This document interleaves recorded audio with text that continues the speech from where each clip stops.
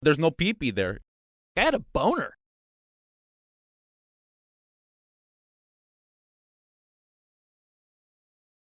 Cut his dick off and let him bleed out. Can we kill him? Because I would like to kill him.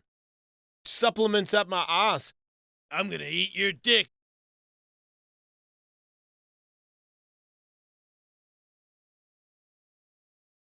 Give me a baby penis. I poop upside down. Come at me, bro. What's the dictionary meaning of puke? I'm your Pengina. Is your mother a bald-headed freak bitch? Is your mother a bald-headed freak bitch?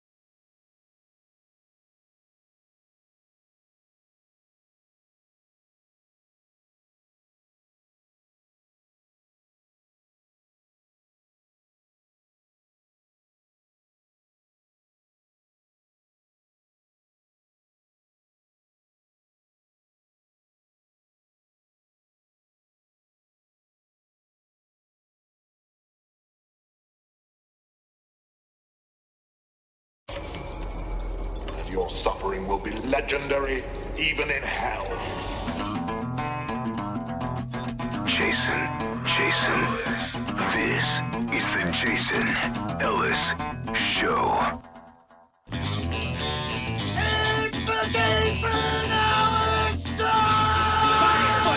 Moose knuckle. Red the dragon. Knives. Danger. Uncircumcised. Philanthropy. Stupid stuff. Supercross. Pain. Nipples. Machete. A scintillating bloodbath of hellacious fury. Evil. Cannabis. Interesting things. Awesome. Gotta fucking rock and roll.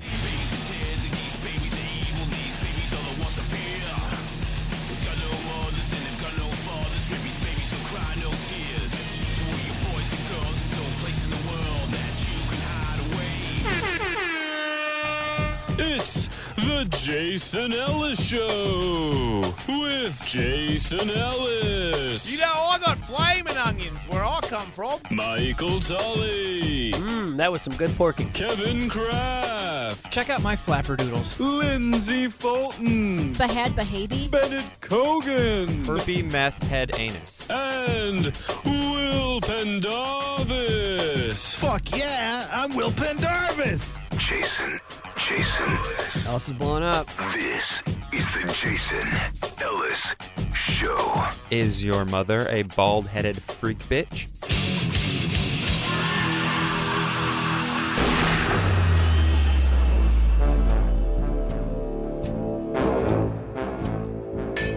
Oh, no way. How's it going, everybody? I recently had things stabbed in me, and on the other end of it, it was on fire. I don't know if it fixed anything yet. Maybe it did. I don't know, but those Chinese people, man, they got a lot of shit you don't know about. They go deep. Who the fuck decided to set fire to the thing that was stuck in you on the other side? Made him think that that was gonna work out and make you not so sore, or wake you up, or give you whatever. I think it does a lot of stuff. Shout out to Chinese medicine. Well, about that though, I think I don't want to cast aspersions There on he all goes. of Chinese traditional medicine because I don't know. I have no idea. Is acupuncture Chinese? I'm led to believe that that's very effective. For example, is that not Chinese? I'm not sure. I would guess it is. I'm only thinking that because the person that was stabbing me said that, that Chinese medicine. She said that a couple times. She mentioned Chinese medicine Right. while she was stabbing me. So Before I got any form of Chinese medicine from a Chinese person, I would want to ask them what, in their opinion, were the medicinal qualities of tiger penises. Well, I didn't get any of that. But I'm saying. Don't you think some people, there's like that cock ring thing we were talking about yesterday, and then there's, Vicodin. Some things the government make is bullshit, and some things they make, they work. So maybe Chinese medicine, some things is bullshit, and some things, they work. That's what I'm saying. I believe that is probably true. But I would want to make sure. It was a mix today, by the way, too. It was modern medicine with Chinese medicine, because she was using lasers. I would just want to know. Pretty sure that's not Chinese. If you're trying to sell me on something that I have no way of proving that it works or not, but you're telling me it does, I would want you to tell me your opinion about some other thing that's from your basic field that I know for a fact is bullshit. If you go, oh yeah, acupuncture's great. I mean, unless you can get some tiger dick. Tiger dick would fix you right up, but we don't have anybody, so we'll do the acupuncture. I'd say, thank you very much, fuck off. She didn't come across like that. I didn't get offered any weird medicine afterwards to take a tea or anything. It was just more, I raised my arms and it hurts, and then afterwards when I raised my arms, that didn't hurt. I wonder how many whatever that's worth. How many dicks they tried before they settled on tiger, and they're like, oh, this is the dick we've been looking for. It's in your mind. Of course it is. That's why it's always cool animals that they want the dick from. They never It's want raccoon dicks. Yeah, you're like, if I eat powerful dick, I'll become a powerful person. Exactly. I see how they got the whole idea, but it's still, it's those ideas you get when you're a child. You have a childlike mind. You think if you consume tiger dick, you'll have the powers of a tiger. I could see that if I was 8 and I was in charge of modern medicine. I'd be like, you know what we should all do is eat a dick made of tiger. Because think about it. I mean, to power, tiger, dick, you eat, you fly. Where did they get you with the needles again? In my arms a lot, in my toes. Oh, I've gotten that before. Yeah, man. I don't like that. Me neither. In my ears, in my face. And then I put them on my Instagram. There's these weird ones. One stabbed into me. And then on the other side is like a cup and this ashy thing that's burning. And it's like sucks out something, apparently. I'm like, yeah, I don't know. But I do know that some of those needles, when they go in, they hit something. You feel it hit something. Yeah. And then it does release. Like I've had, less tension in wherever the hell there was a rack of needles in me. I had them in my stomach, I think. She was very nice. I didn't even know until afterwards when I started hearing the ching, ching, ching of the needles hitting some plate. And I'm like, whoa, that sounds like a lot of needles. At first I thought maybe I had 8 in me. But I think I had a lot more than that. And then I had the cupping thing. And then I had some other new thing that you do with cupping where you move the cup around. It stays stuck to you, but they shred that piece by moving it around. Well, it feels good. If you're really sore, it feels good. I've always wanted to try the cupping thing. I think it all helps. I think if you did it all the time, I think if you do it, because I do it when I'm hurt, which is probably not the best way to do it. You're supposed to be regular. That's the key to these things. Then you probably wouldn't even feel that much pain all the time. But I only go when I feel like my body's starting to shut. I'm like, oh my God, my arms are so sore. I'm going to go get it. And then I will, and it'll be good again. So it does work. I've gone in for acupuncture once. Yeah. And For an injury or just to do it? No, just to do it. Huh. My ex and I tried a whole bunch of stuff when we were dating. Like we went and got like B12 shots and then did the acupuncture and shit, just seeing if anything clicked. Mm-hmm. And the acupuncture, they put a couple in my face, I think a couple in my hand, and then they went to my toes. And when they were putting stuff in, it didn't really hurt until they got one Hit in a nerve. the webbing of my toes. Oh. Like in between my super tiny toe and the one next to it. Oh, dang. Oh, that's the littlest piggy. Yeah, you shouldn't put needles in that one because that hurt. It hit a nerve, and I felt this weird shock go completely up my leg and like into my side, and it was like, "Duh!" And then they're like, okay, you relax now, and they walked out. I'm like, okay, great. I look like fucking Pinhead, and half my body's all seized up. Yeah, that's acupuncture. This sounds like a little bit of a budget one, but whatever. It does probably look was. at it. I wouldn't do it if I didn't. I was gonna go last night, and then it wasn't gonna work out, and then she was like, it'd be better if I came at 8, and then I was so tired because from training, and I was like, man, I don't think I can make it down to there and go until 9 o'clock, and then drive home at 10. I just don't. I'm like, is there any way I can do it in the morning?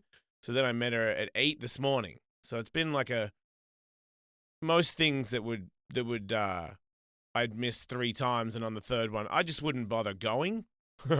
I'd go, oh man, this is just not working out. I got shit to do. But I knew that I had to go. Like, it was more important to me to go down there this morning than all other things. Because if I don't do that stuff, it just starts to, last night I woke up every couple of hours because when I sleep on my side, because you know how you're supposed to sleep on your side and you put the thing between your legs so you try to keep your back straight so you don't get your back to go out. So I got to watch that because I'm working out a lot. My shoulder keep going to sleep because my arms, fucking John Matthews, man. My thumb is sore from this other dude that beats me up. I hit him 2 or 3 times, and one of them my thumb's swollen. But my wrist is aching in my and from working so much, my hands are swollen from just hitting stuff all the time. And my finger is starting to go numb because I kept hitting John on the side of the head with my inside of my wrist. So that and my shoulders, I'm starting to feel like my circulation is a little bit bad from just bashing my elbows. Everything from my shoulders down is just fucking annihilated. So just needle me up, lady. And it did work. Well, it's cool. You feel better afterwards? It's funny because when I got up, I was like, man, I feel relaxed because at the end, she stopped talking and I just sort of spaced out. I started to see things with my eyes closed, started to see like things moving around and stuff, and I was pretty much in the spirit world for a little bit. And then when I came back, I was like, oh. And I stood up, I felt kind of dizzy and tired. And then she's like, lift your arms up. And I know because she did like a test beforehand where I lift my arms up, and I was laughing to myself that I have a fight in 10 days. And when I lift my arms up and move them out, they hurt so much that I just sounded like she's like, lift your arms up. And I was like, oh, and I lifted it out. I was like, oh, lift it up. I'm like, oh. And then afterwards, not so bad. Still sore, but you could tell. And then I think it's always to me when I get the cupping in the acupuncture, it's the next couple of days. You feel better. Less sore. That's my experience anyway. Same as massage. Sometimes I've had massage at expensive place where my wife go and you do the couples thing, and I feel worse the next day. My back hurts because they were tickling me. So you go to, and then sometimes I go to another place, and every now and then I've had like a $60 one at a Thai place where the lady fucking worked me and it fixed me. Just depends on the person if they know a little bit more or they're willing to. I feel like some people have bad days. Maybe you get a shit stress lady massage, and sometimes you get I'm really trying to help this person massage. People. There's swings. a lot of people employed in the giving massages in little fake rooms industry Right, in LA. there's There's no way they're all properly trained. No. No fucking way. But I do think it's kind of like blowjobs, Michael. If you're really into it, you can get it done pretty well. Even Right. if you're not the most, And it's pretty hard to give a bad one. Like a truly, it's like the pizza thing. Like there's no such thing as bad pizza. There's bad pizza, but like not really. Good point. Yeah. No, because there's this place where it Yeah, gets, people are trying. There's $5 pizza at this Mexican place down near the 10. Uh-huh. And I never forgot because I used to get massages at a Thai place there. And then I'm like, $5 pizza? No way. The whole What's thing? going on? And I'm like, this is Los Angeles. Just down the street, you can get that pizza for $25. And then you go a couple more blocks, and that shit's like $60. So I'll have to try it. It was it was better than Chuck E. Cheese. That's my professional opinion. Yeah. And I don't mind a Chuck E. Cheese pizza. But that was different. I didn't mind a Chuck E. Cheese pizza when I had young kids and I was sort of not really having fun ever. And I remember a beer and a slice of pizza at Chuck E. Cheese was quite a treat. You know Chuck E. Cheese is on Postmates. What? Isn't that insane? Does Chucky come? Because otherwise I don't want it. What sort is of the monster delivery fee and tickets wants that pizza? Wow, that is insane. You saw that? I heard a stand-up comic doing a bit about it, but I think he was telling the truth. Yeah, he might not be. It might be a Brendan Schaub joke. Yeah, I'd rather have a DiGiorno. I wonder if I don't know much about DiGiorno. Frozen Is that pizza. great? I like frozen pizza. I'd rather have frozen pizza than Chuck E. Cheese pizza, which is also frozen. Red Baron French bread pizzas are pretty bomb. That's what I'm saying. I enjoy those. Yeah, I like 75% of the frozen pizzas in my frozen aisle at Ralph's. There, I said it. It's better I than know Chuck E. Cheese. people from New York and Chicago getting angry, but yesterday we had a party. Did you guys show up for the party yesterday? I What don't party? believe I was I invited. don't think I saw you there, but What party? I we did had see a the party. red. I did see the What Ready party? Whip. It's serious? Yeah, I It saw the was leftover the- Ready Whip in the fridge. I'm totally stealing Is one. this one of those things where no one knows my email again? Because I like parties, No, they man. know I your think email. so. I don't know if this one was more like they sprinkled some leaves on the ground and got some pizza and fried chicken. Fried chicken? I didn't. Yeah. hear It anything about was fried chicken. from Shakey's. Oh my God! Really? Is that Yeah. bad? I'm glad I missed it.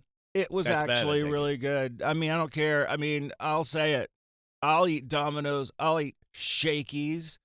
I don't care if it came from original Bob's New York Pizza Well, or saying- Chicago I feel like deep dish. Saying Sorry, you'll Michael, eat but I it- feel like Will is about to go and break into song about pizza. Do you want to sing about it, Will? 'Cause I don't care about Chicago pizza. it just sounds like you're ready to go about it. I don't know. Pizza. I love pizza. Pizza. I love pizza. It's like he's saving it for Ellis Mania Keep week. going. right? Keep going. Yeah? Yeah. Okay. I don't care if it comes from Chicago. No. I don't care if it comes from New York City. Your pizza is shitty. I'll eat Domino's and Del Giorno and Red Robin or whatever Kevin said until I'm dead. The end. Man, People, the voice of a generation.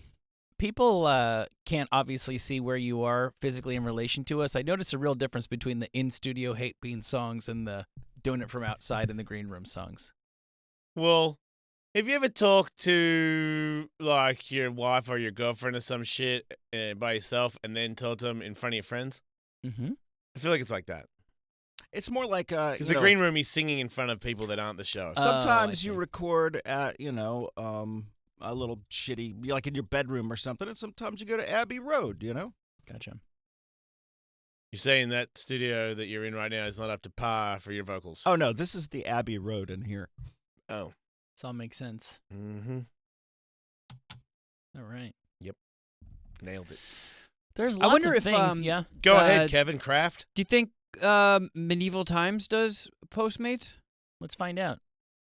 No fucking way. I would like to get some of their No, because it doesn't come Texas toast. in. It I don't doesn't want the come in whole 7. takeaway. You'd have to get a hard plate, which is not a bad idea. I wouldn't mind getting Postmate plates. 'Cause We're I don't running know- low on plates and cutlery. Just get some plates sent. Put some garlic bread on it. I don't care. I'll wash it off after I eat it, and I'll keep the plate. Thank you very much. You know what? From now on, instead of sending me plastic and bitching about plastic, when I order food from Postmates, send me a fucking real knife and fork. I'll charge extra, and I'll just keep it for the next Postmate. Yeah. I mean, I don't know if before Postmates was a thing, if you could call up Chuck E. Cheese and do takeout. Just cut out the middleman and do it yourself. I would guess so. Why would they turn down business? Just because you're an idiot. It's a good angle. Yeah. Shakey's I've been able to avoid so far. That's a local chain. Oh, I have been to Shakey's. I bet you have. I can't believe I have not been. Man. I think Shakey's is like the official pizzeria of your kids' shitty soccer team's end of season dinner. I had one slice of it yesterday. I am trying to improve my diet still, but I did have one slice, and it wasn't. I went terrible. to Shakey's for Benji and Joel's birthday once. They are quirky.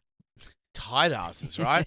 I didn't even realize until everyone there was bitching about how we're at Shakey's for their birthday, because sometimes their birthday's at like the Chateau or something, but I guess it was the B team birthday where all their tattooed friends met them at Shakey's. Because we can't be at the Chateau. We might get too rambunctious. No rules, no morals, you know? It does not appear that you can get medieval times on Postmates. And I may have been lied to by comedy, even about Chuck E. Cheese. Oh, Comedians do that for the sake of their joke, Michael. Chuck E. Cheese is on there. Okay. Yeah, there it is. Oh, yep. Thank you very much. Bennett, you feel like, sounds like you knew that. Yeah. You never got that, right? No, not at all. Really? I've had 7-Eleven pizza delivered once, though. Yay, yay! Smoke weed every day. Yeah, I think that's pretty righteous. I like the cut of your jib.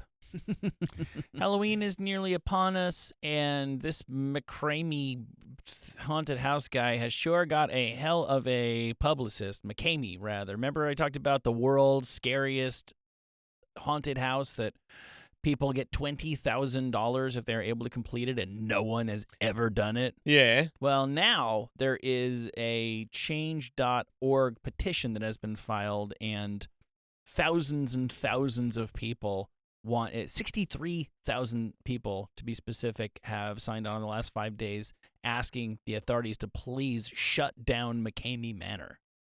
Why? Which they say is a torture chamber under disguise.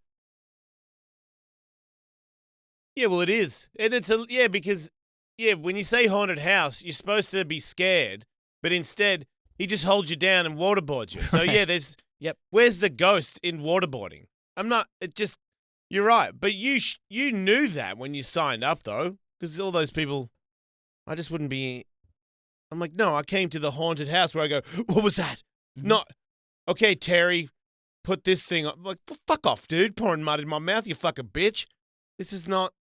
I was told I was going to be scared of the paranormal, Michael. Because I go to Halloween Horror Nights every year, and those are very mellow. Like only the Hall of Fame wusses are scared by those, but like they're still fun to go through. And I went to one in Texas once that was really hyped up and had, I think I waited in line like 2 or 3 hours just to get into the fucking thing. And it was really well done, and it had some spooky shit. And there was a part at the end where they fill you up with foam. Like you just walk through this big hallway where foam is just being pumped in. I and went then to they a have nightclub like that once. Strobe lights in every direction. Mm-hmm. And I legitimately got completely disoriented. Did you fall over and drown? I fell over. Yep. I couldn't tell which way was out and which way was in. Yeah. I had no idea where I was, and I kind of just threw my arms up in the air. I was like, okay, I live here now. You gave up. Almost. You said you're now a bubble man. Yeah. I was And like, I I'm live just in gonna have to wait this out until they close up for the night. You live in a bubble world. Were you at risk of being trampled by less easily disoriented people? Yes. Wow. That's that good was stuff. It was fucking crazy. I've never experienced anything like that before. But I legitimately didn't know whether I was coming or going, and I did just make it out of there. But it was really fucking sketchy for a minute. I was legitimately worried. But these ones like this, I've heard rumors of ones, and it's definitely not this. So it's ones that are like this, but toned down a little bit, where people can touch you. You have to sign a waiver so they can touch you. They can get physical. I guess they can restrain you. And supposedly they will gag you. They'll With like what? their fingers. Oh. So they'll like Ew. finger fuck your face. But Nah.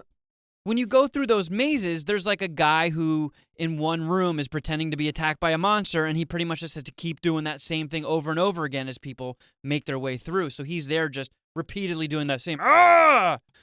And if you're the face fucker guy, Yes. you're just fingering Yeah, I mouth. Yeah. No, I know. That's disgusting. For everybody. Nobody's winning. I don't have any Oh. cum-tard buttons anymore. I'll take a dump on a koala.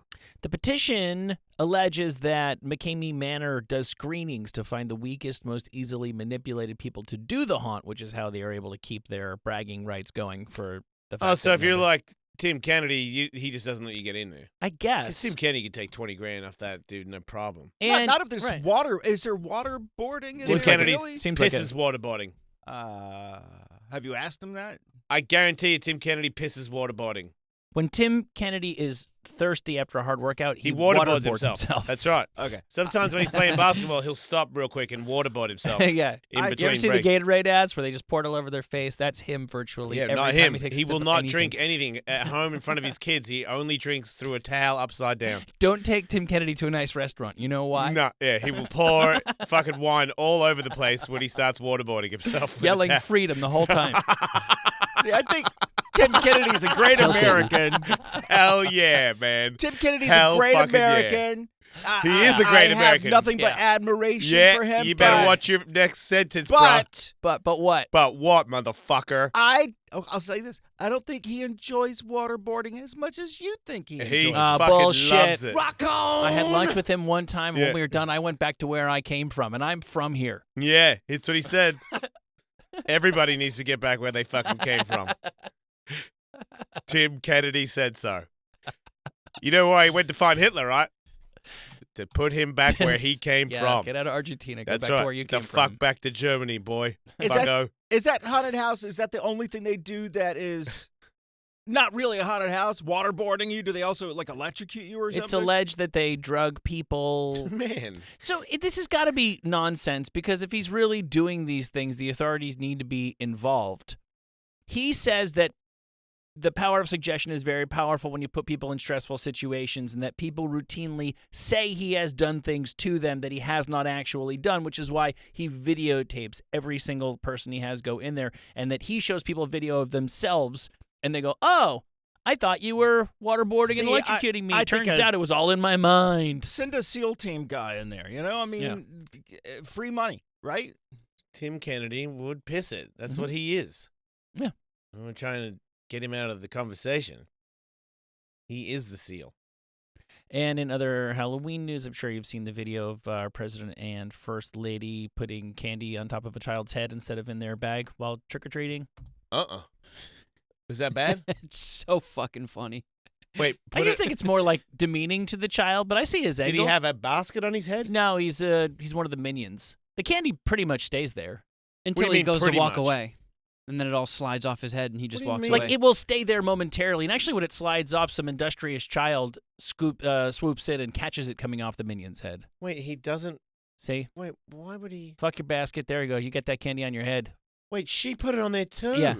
And it falls off. Fucking dumb are they?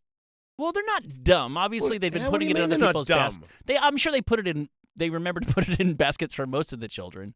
It's Wait, got how to be could you something say, else. Wait, how could you accidentally start putting it on children's Oh, it's heads not and an not call accident. it dumb? It's yeah, not like if an I'm eating a accident. bowl of cereal in the morning and Yes. every scoop I put Mhm. goes in my mouth, Yeah, but one one went on goes your up my head. ass, Yeah, one- you'd be yeah. like, wow, that guy's an idiot. No, Yeah, well, you I are. can, I can explain easily Okay. that you're putting it in baskets, and then they come up and they go, "What are you? Look at that flat head. I bet I don't even need to put it in the basket. It'd probably stay on top he of that had head." hands and he was holding a basket. Right. I think He put it on his head with the guy. I think- don't care how tall you are. And everyone else in that group was that short, too. I don't think you're giving our commander-in-chief enough credit for his robust sense of humor. I very rarely talk shit on that guy. I try to stay out of it. And I never talk shit on his wife. But that video is of two stupid people who don't know what a kid is or a costume or just you're so fucking high on whatever it is that you don't even know what a person is and you put candy on top of it like it was a fucking rolling basket. Like you dumbasses. You can't get any fucking dumber. The other one copied the other one like, duh, I'll put one on the top of its head too, duh. There's hands, dumbasses. Look down and see the fucking hands and the basket. It's a child. Do you know how demeaning it is when you put a candy bar on a child's head when it has hands? Even if it had no hands, put it in its mouth. It's a little bit like the condescending hand on the shoulder that Will hates. It's the Yeah. child version of that. It's like like if you give a dog a doggy bone. You put it on its fucking head. Only if you want to have him balance it and then do the thing where you say go, and then he grabs it. Yeah, this child doesn't look like it does amazing tricks. Both a la of certain those dogs. two should be wearing the Dumb and Dumber suit for that video because they are dumb. Look at him, dumb, bouncing on the head. You put it in there. The hands, bruh. He's got a hand. He's got a basket. The basket hit you in your basket. Serious question. You could have just tipped your basket in his basket. Serious No, question. put it in his head. Do you think prior to being president, Donald Trump had ever given candy to a trick-or-treater in his life? Yes.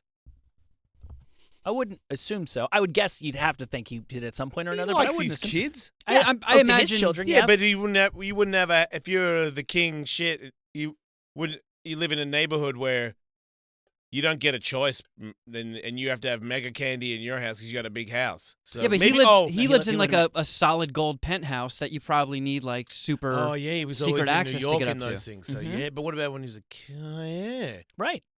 I He wouldn't. never I wouldn't lived say that. He if never lived in a out- house, huh? No. Well, he has houses. Maybe. Yeah, but did he ever live in a house with his family? He may have. I think his full-time residence, primary residence, was always Manhattan. He may well have Was been. that a house? No. That's like an apartment building. It's a He condo only kind of lives in thing. buildings, right? He's If got to you have. only live in buildings, you never are trick or I treating. No, can't it's imagine different. the general public has any access to that crazy penthouse that Why- he always has. it that's That depends. would be It depends. insane. If Yeah. you're in an apartment building, Just groups of kids in an elevator going up to the top of the penthouse to Right. fucking knock on his door. if you're in a regular apartment building, it's not that crazy to go from door to door to door, knocking on all the doors. But if you have Okay. your own elevator stop at your floor, no one's going there. up there. No one's Yeah. allowed to.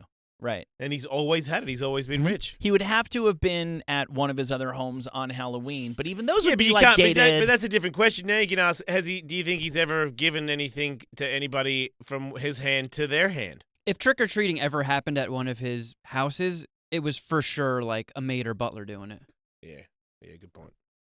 Certainly not strangers coming up. If anything, maybe the kids could have some friends over for a Halloween party or something like that. But I don't think the general public was ever strolling into Mar-Lago and walking up to the front door to get some Butterfingers from him. Yeah, So maybe he just doesn't know. It's a learning experience. yeah. You're This never is where too candy old. goes. You're never on too the old. head. You're never too old to learn.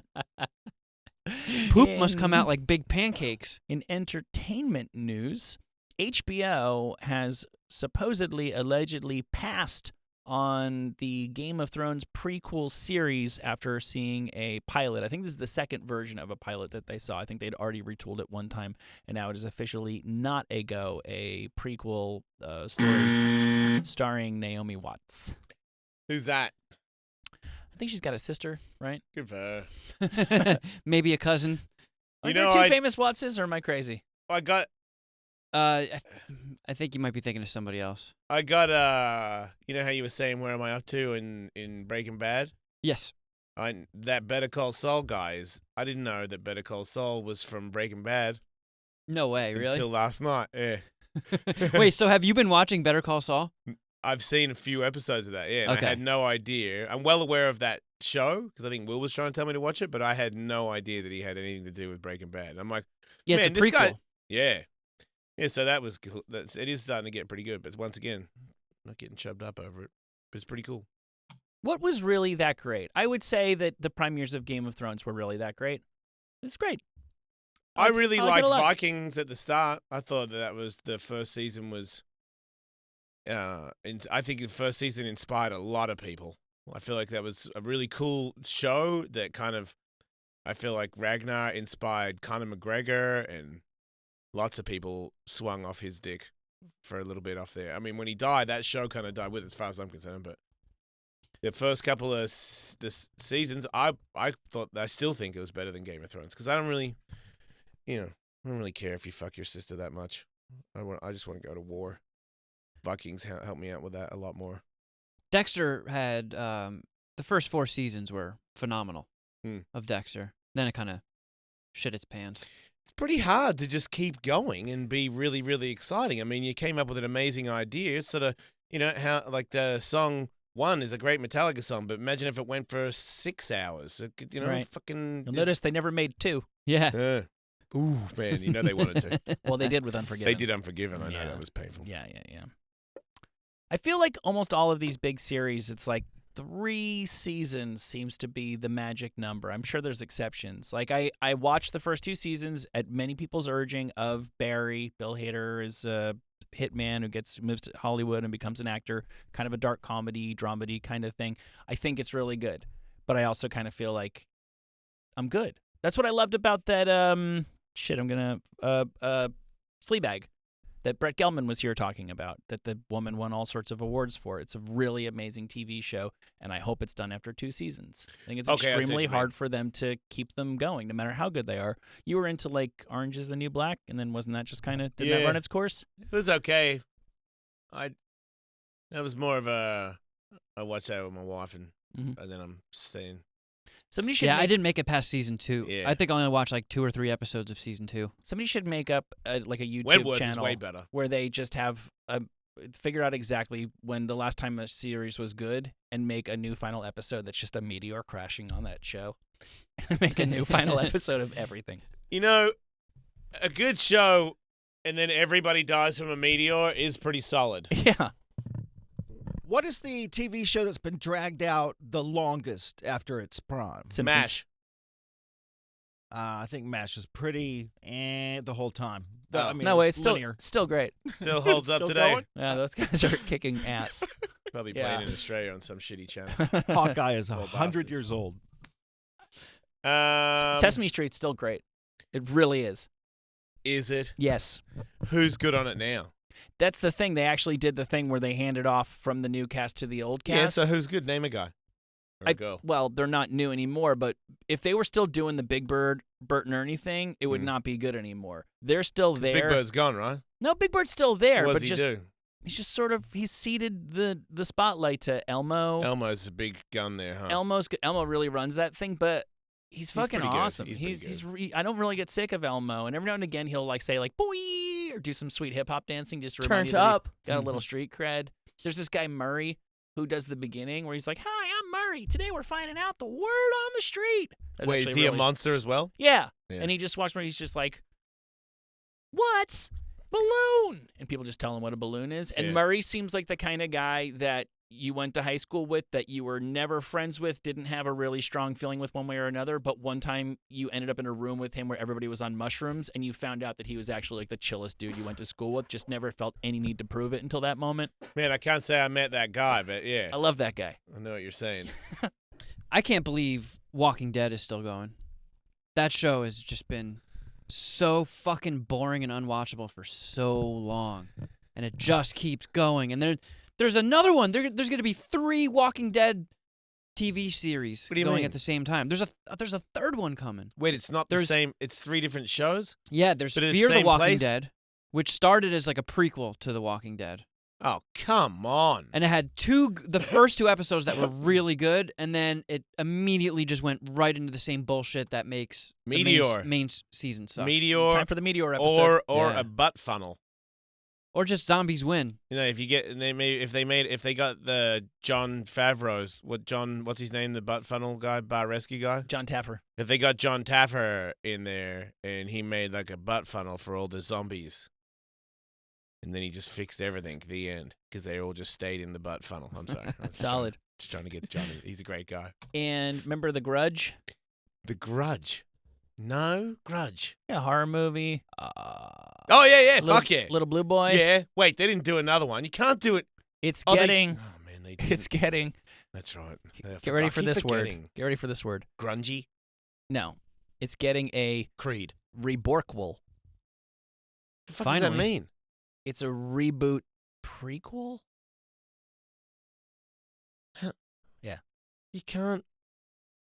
Ready or don't- not, I can't. Wait. you don't decide when The Grudge I don't turns up underst- for you, and you don't decide when they make a reborquel. What? What? So it's before. It's the first. It's before any of them, but it's a remake. It's never been made before. How can it be a remake? I think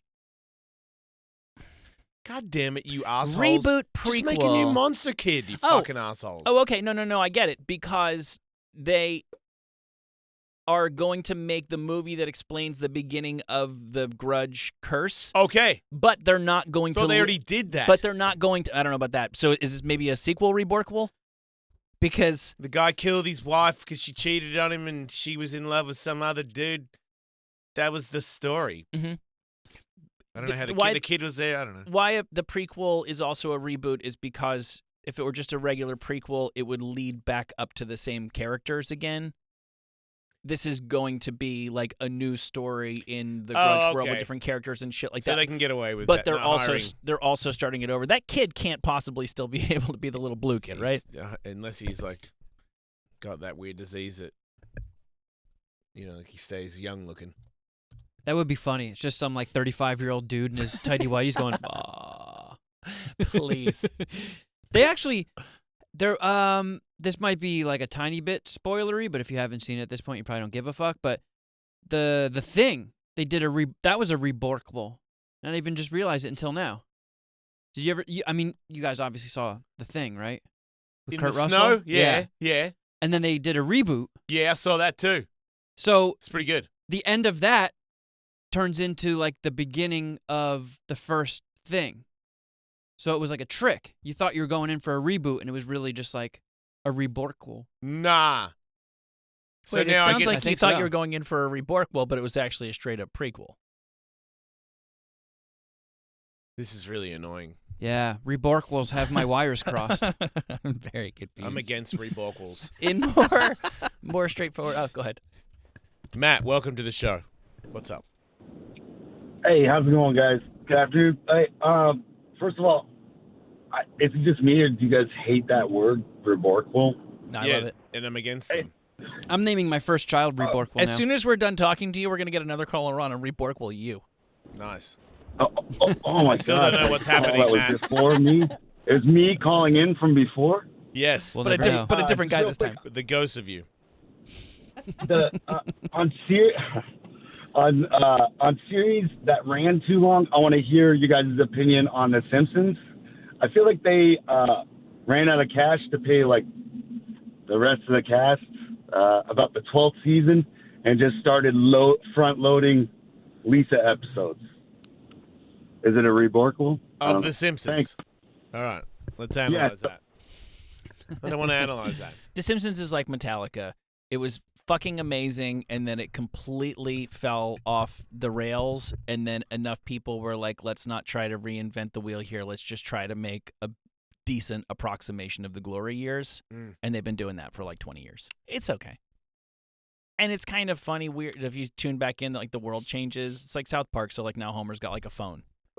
Like there's a couple things that they can do that just weren't even possible the first time around. But yeah, The Simpsons it's ludicrous. That show should have died 30 years ago. I do take some strange comfort in knowing that The Simpsons is still on the air and making new episodes. Okay. James Hetfield doing okay? Anybody? Yeah, let's Still see what's in going on rehab? with him. Guess you don't get details until he's out and back on the road. Let's see, because you can sort the Google results by news. Looks like 3 days ago someone leaked his handwritten letter after his addiction rehab. That's not very nice. I don't want to read that. Man. So does that mean he's out? No, it kind of sounds like he's still in. Well, it says after his addiction rehab. Oh, I see. So maybe... Yeah, don't leak that shit. That's basically just lyrics that don't rhyme yet. He doesn't even have to rhyme if he plays enough licks in between. True. He's done it before. Mm-hmm. In sad entertainment news, John Witherspoon is dead at the age of 77, best known as the dad from Friday. Yeah, I saw that. Yeah. It's a great American. Yeah. Mhm. He'll be missed. Yep. I loved him in The Ladies' Man. Yes. He was one in of that those scene where the people- guy eats pickled poop. Mm-hmm. I don't think he was ever bad in a movie. No, I don't think he was ever anything but that one thing in a movie, and I always liked that one thing. It was, you kind of shitting on him a little bit, but yes, I ain't reckon broke, he's don't awesome. fix it. Yep, there you go. In criminal news, Kevin Spacey will not face sexual assault charges after...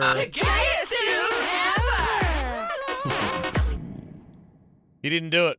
Well, that's far from proven. The alleged victim of a 2016 sexual assault case died during the investigation.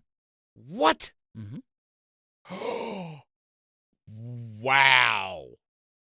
Kevin Spacey killed him. They say natural causes. But let's remember, getting strangled by Kevin Spacey is natural. Yeah, because didn't that other guy that was going to say something about Donald Trump got strangled in jail? That is the next piece of criminal news. So Apparently- Kevin Spacey, I guess there's a bunch of other allegations, but I think the statute of limitations had expired on those, I assume. But the one that didn't, the guy died, and he was younger than Kevin Spacey. I believe so. He's a massage therapist or something. It's not like a kid. But he's not old No, he's far too young to be to die of natural causes. well, you can always die of natural causes, but he was young to die of natural causes. Suspicious. Very suspicious. And I feel like there's a little bit of misinformation flying around with the whole Epstein autopsy thing. Yeah. The Jeffrey It's Epstein. not true. Well, okay, so everybody pretty much knows the broad strokes of this, right? Everyone wanted him to testify, and he was supposed to be on suicide watch, and then God knows what happened, and he, at best, was able to commit suicide when people wanted him to testify. The medical examiner who was in charge of deciding the cause of death ruled it a suicide. Now, there is somebody else who's been going around who has the qualifications to rule on these sorts of things, who has been saying that there is some evidence to suggest that some of the injuries were more consistent with a murder.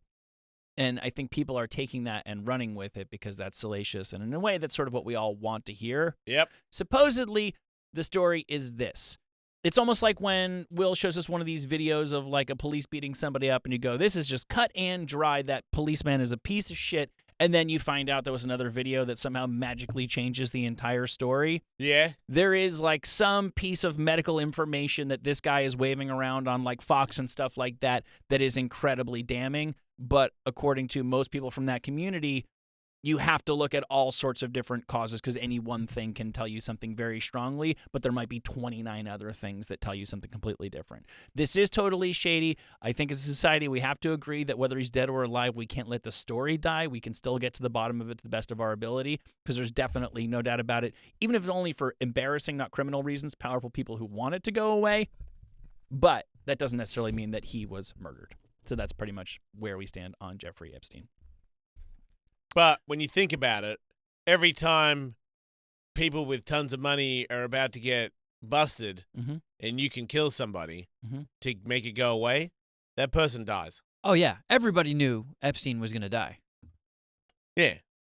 So it's just those, the rich pull it off again. Pretty much. I think Kevin Spacey killed him. Seems Kevin like he's Spacey on killed Epstein. It was like a throw mama from the train thing. He's on a tear. He's out there murdering on behalf of all dropping rapists. everybody. Yeah. He's like a weird, inexplicable Dexter. Yeah, he's like reverse Dexter. He's a criminal who clears other criminals' names. Maybe he killed him so that somebody would kill his guy. Maybe like that's a what trade-off. That's throw mama from a train. That's exactly right. Oh, yeah. Right. Mm-hmm. Where was Kevin Spacey when Jeffrey Epstein died? Yes, right. Where was he the night he died? Because the cameras inexplicably shut down for 20 minutes. I don't know if you guys heard about that. In other crime news, I believe a couple years ago we talked about Joe Pickett and Nick Pruer, who have a YouTube channel called Found Footage, which is part of the Found Footage Festival, which is a fun thing that's been going on for a long time. They went on to a morning news show called Hello Wisconsin, pretending to be bodybuilders named Chop and Steele. Yeah. And they did. I'm sure we watched this at the That's time. awesome. They just said that they were fitness experts, and clearly the producers had not done sufficient homework. These guys were making it up and were having fun at the expense of this morning show. Yeah. They talked about using steroids. They threw sticks at each other. They body pressed each other. They lifted milk jugs and encouraged the anchors to do the same. The whole thing. And they're just like out of shape and fat. And the presenters, the hosts had no choice really but to go along with it. I think they kind of knew something funny was going on, but it was too late to do anything else. Well, now the television station is suing them for fraud. Oh, come on, man. Does that mean those guys are fucked? They say that they had done their due diligence before they pulled this off, and they are going to fight it, and they know that they are in the right, and they believe they will be vindicated in a court of law. But that means they have to spend a bunch of money in court, though. To go up against the TV networks, probably a lot of money. Win or lose. I feel like I don't know how this works. Maybe a lawyer can tell us. I understand that there's sometimes that somebody's going to sue somebody for something and be wrong, but it's still like, oh, I can see why you sued. You may have had a case. But there's got to be an automatic thing that clicks in where if you just give a completely bogus lawsuit, that the judge has the immediate power to go, that's a bogus lawsuit. No, not going to trial. Yeah. And you immediately need to pay them all of the expenses for what you just put them through. No, that's not how it goes. Well, there is a more elaborate recourse. They take you to court, and even if you're in the right, they know it, and they take you to court and make you spend a bunch of money on lawyer fees to clear your name that was already right. They know they're doing that. They're trying to get you to fold because you don't want to go to court because regardless, win or lose, when you go to court, you have to pay some other shithead a bunch of money. But you can countersue. If it's egregious like that, you can countersue. I'm just talking about streamlining the process. That is an option. If you've just been dragged through the mud for no reason and the other person knew that they were doing that to you to fuck you over and waste your time and waste your money, you can totally countersue them for your legal expenses. I don't know how often that's successful, but that's a thing. I'm saying that this should be like an automatic thing. If you give a bogus lawsuit, you got to know that that is fucking likely to boomerang right back at you automatically. I don't think that's the case because that's why people either. have so many bogus lawsuits because they know they can get away with it. I tend to agree. I would welcome that change, though. Right? Yeah. And just like Ben Glebe says, no more white-collar prisons.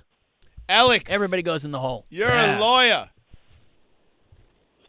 Yes, I am. You've talked to me before. Tully, we've talked about stand-up comedy, and I was also the guy that called in and said, Kevin, you don't have Lyme's disease. There you go. So anyway, yeah, I've called in before. I love this show. This show keeps me sober, keeps me on the keel. You guys, it's partially right and partially not. At least in Minnesota, I'm not licensed in all 50 states or anything, but in civil matters, if there's egregious conduct or if it's a frivolous lawsuit, you can request attorney fees, but there are certain areas of litigation like orders for protection and such like that, where no matter how frivolous it is, you cannot collect the lawyer's fee, and it's a very, very frustrating thing. But I could tell you that particularly in family matters and that sort of thing, if it results in the type of conduct that makes the other attorney have to do unnecessary work that shouldn't have been done, or if somebody lies under oath, hell yeah, you can go after a person for their fees. But otherwise, yeah, just because the law is weak on their side or that sort of thing, that's not enough.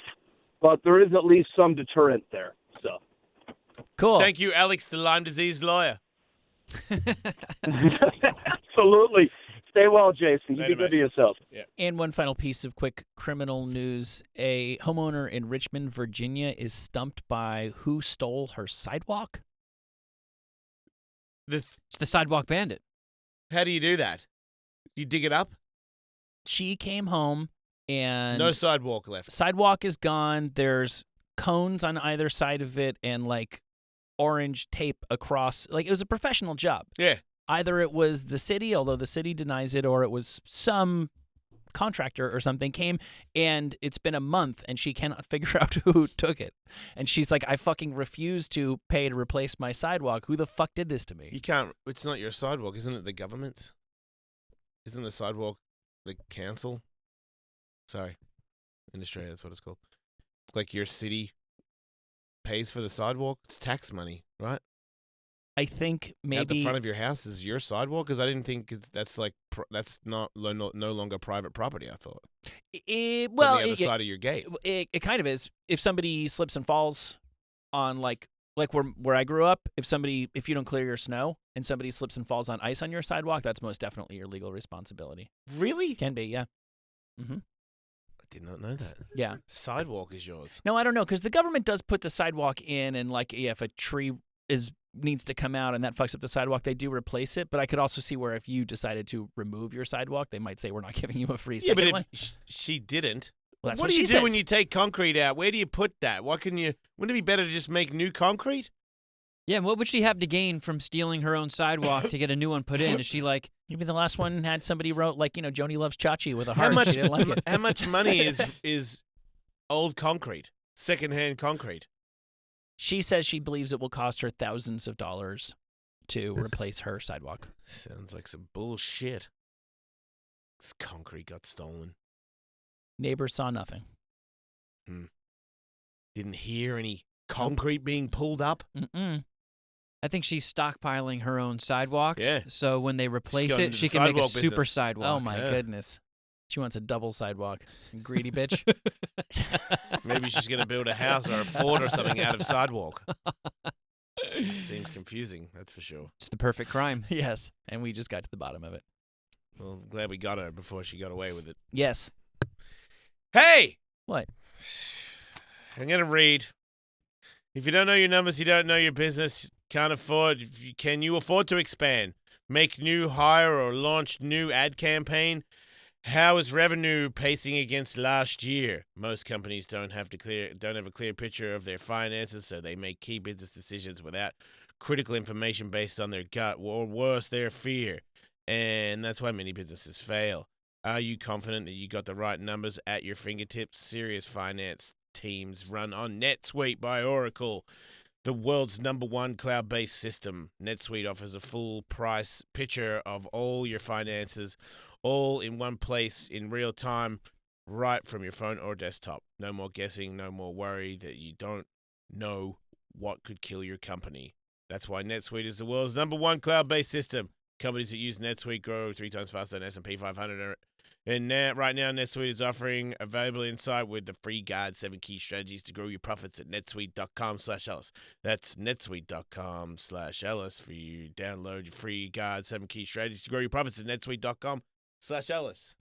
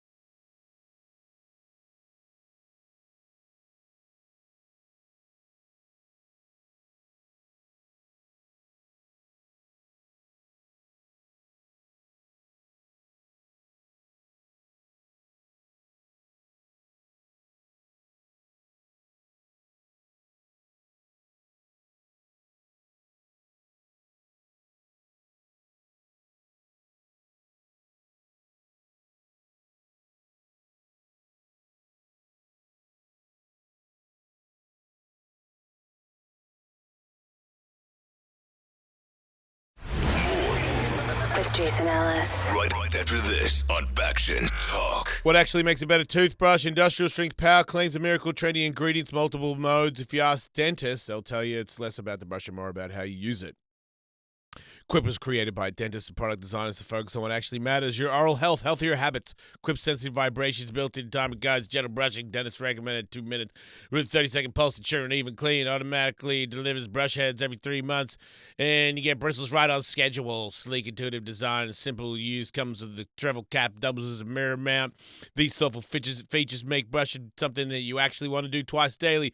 Good habits matter for a healthier life. So, help from fresh oral health habits with Quip. Quip starts at $25, and if you go to getquip.com/Alice right now, get first refill pack for free. That's first refill pack free, everybody. GETQUIP.com. That's getquip.com/Alice. You know you're way less annoying to me now. On Faction Talk. Three's Company actress Suzanne Somers turned 73 years old, and she celebrated with a tastefully concealed nude selfie on Instagram, and by telling the world that she and her longtime husband still enjoy sex twice a day. Man, it sucks when you haven't seen someone for a long time, because look, remember Chrissy Snow? It's just father time. I mean, I can't do it. It's not nice. But she did post it. But that does look a little bit like a seal with a wig on. Was she taking a shit when she took it, or does it just look I mean, like what that? is the point? I you know what? Yeah, she should have worked on the pose better. I don't know. You're showing. You do what you want. You do it. How old is she? 73. She looks amazing. Yeah. I'm For an 73, idiot. fuck I'm an yeah. asshole. I mean, she's kind of stealing the look from that one Muppet. Oh, the bass player. I know. And Dr. Teeth. Yeah. The especially Jackets? the especially stoned one. Yes. Wow. But yeah, 73. Look out. That's great. Good for her. Yeah, and she's still humping. She says they have sex twice a day. She's usually asleep for the first one.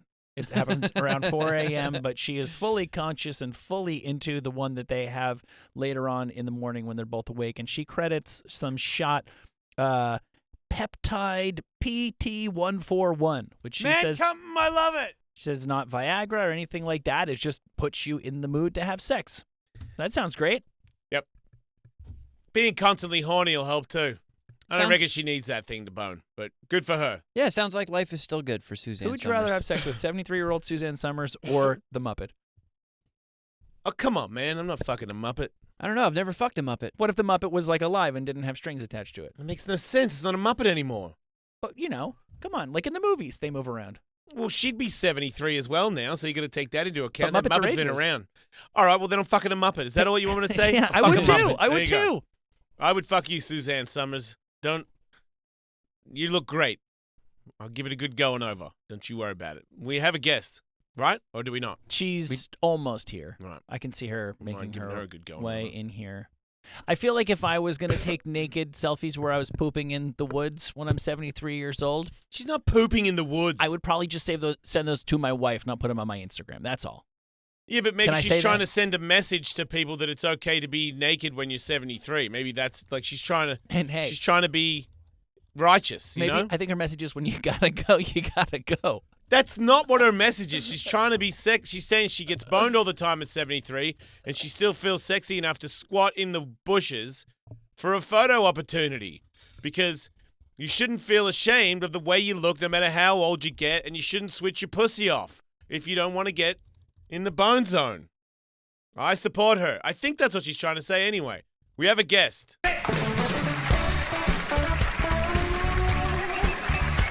Wow, a guest that gets coffee in here. You bring me a coffee? It's water. It's water? You gotta stay hydrated for the interview? Yeah, baby. You know it's gonna get hot.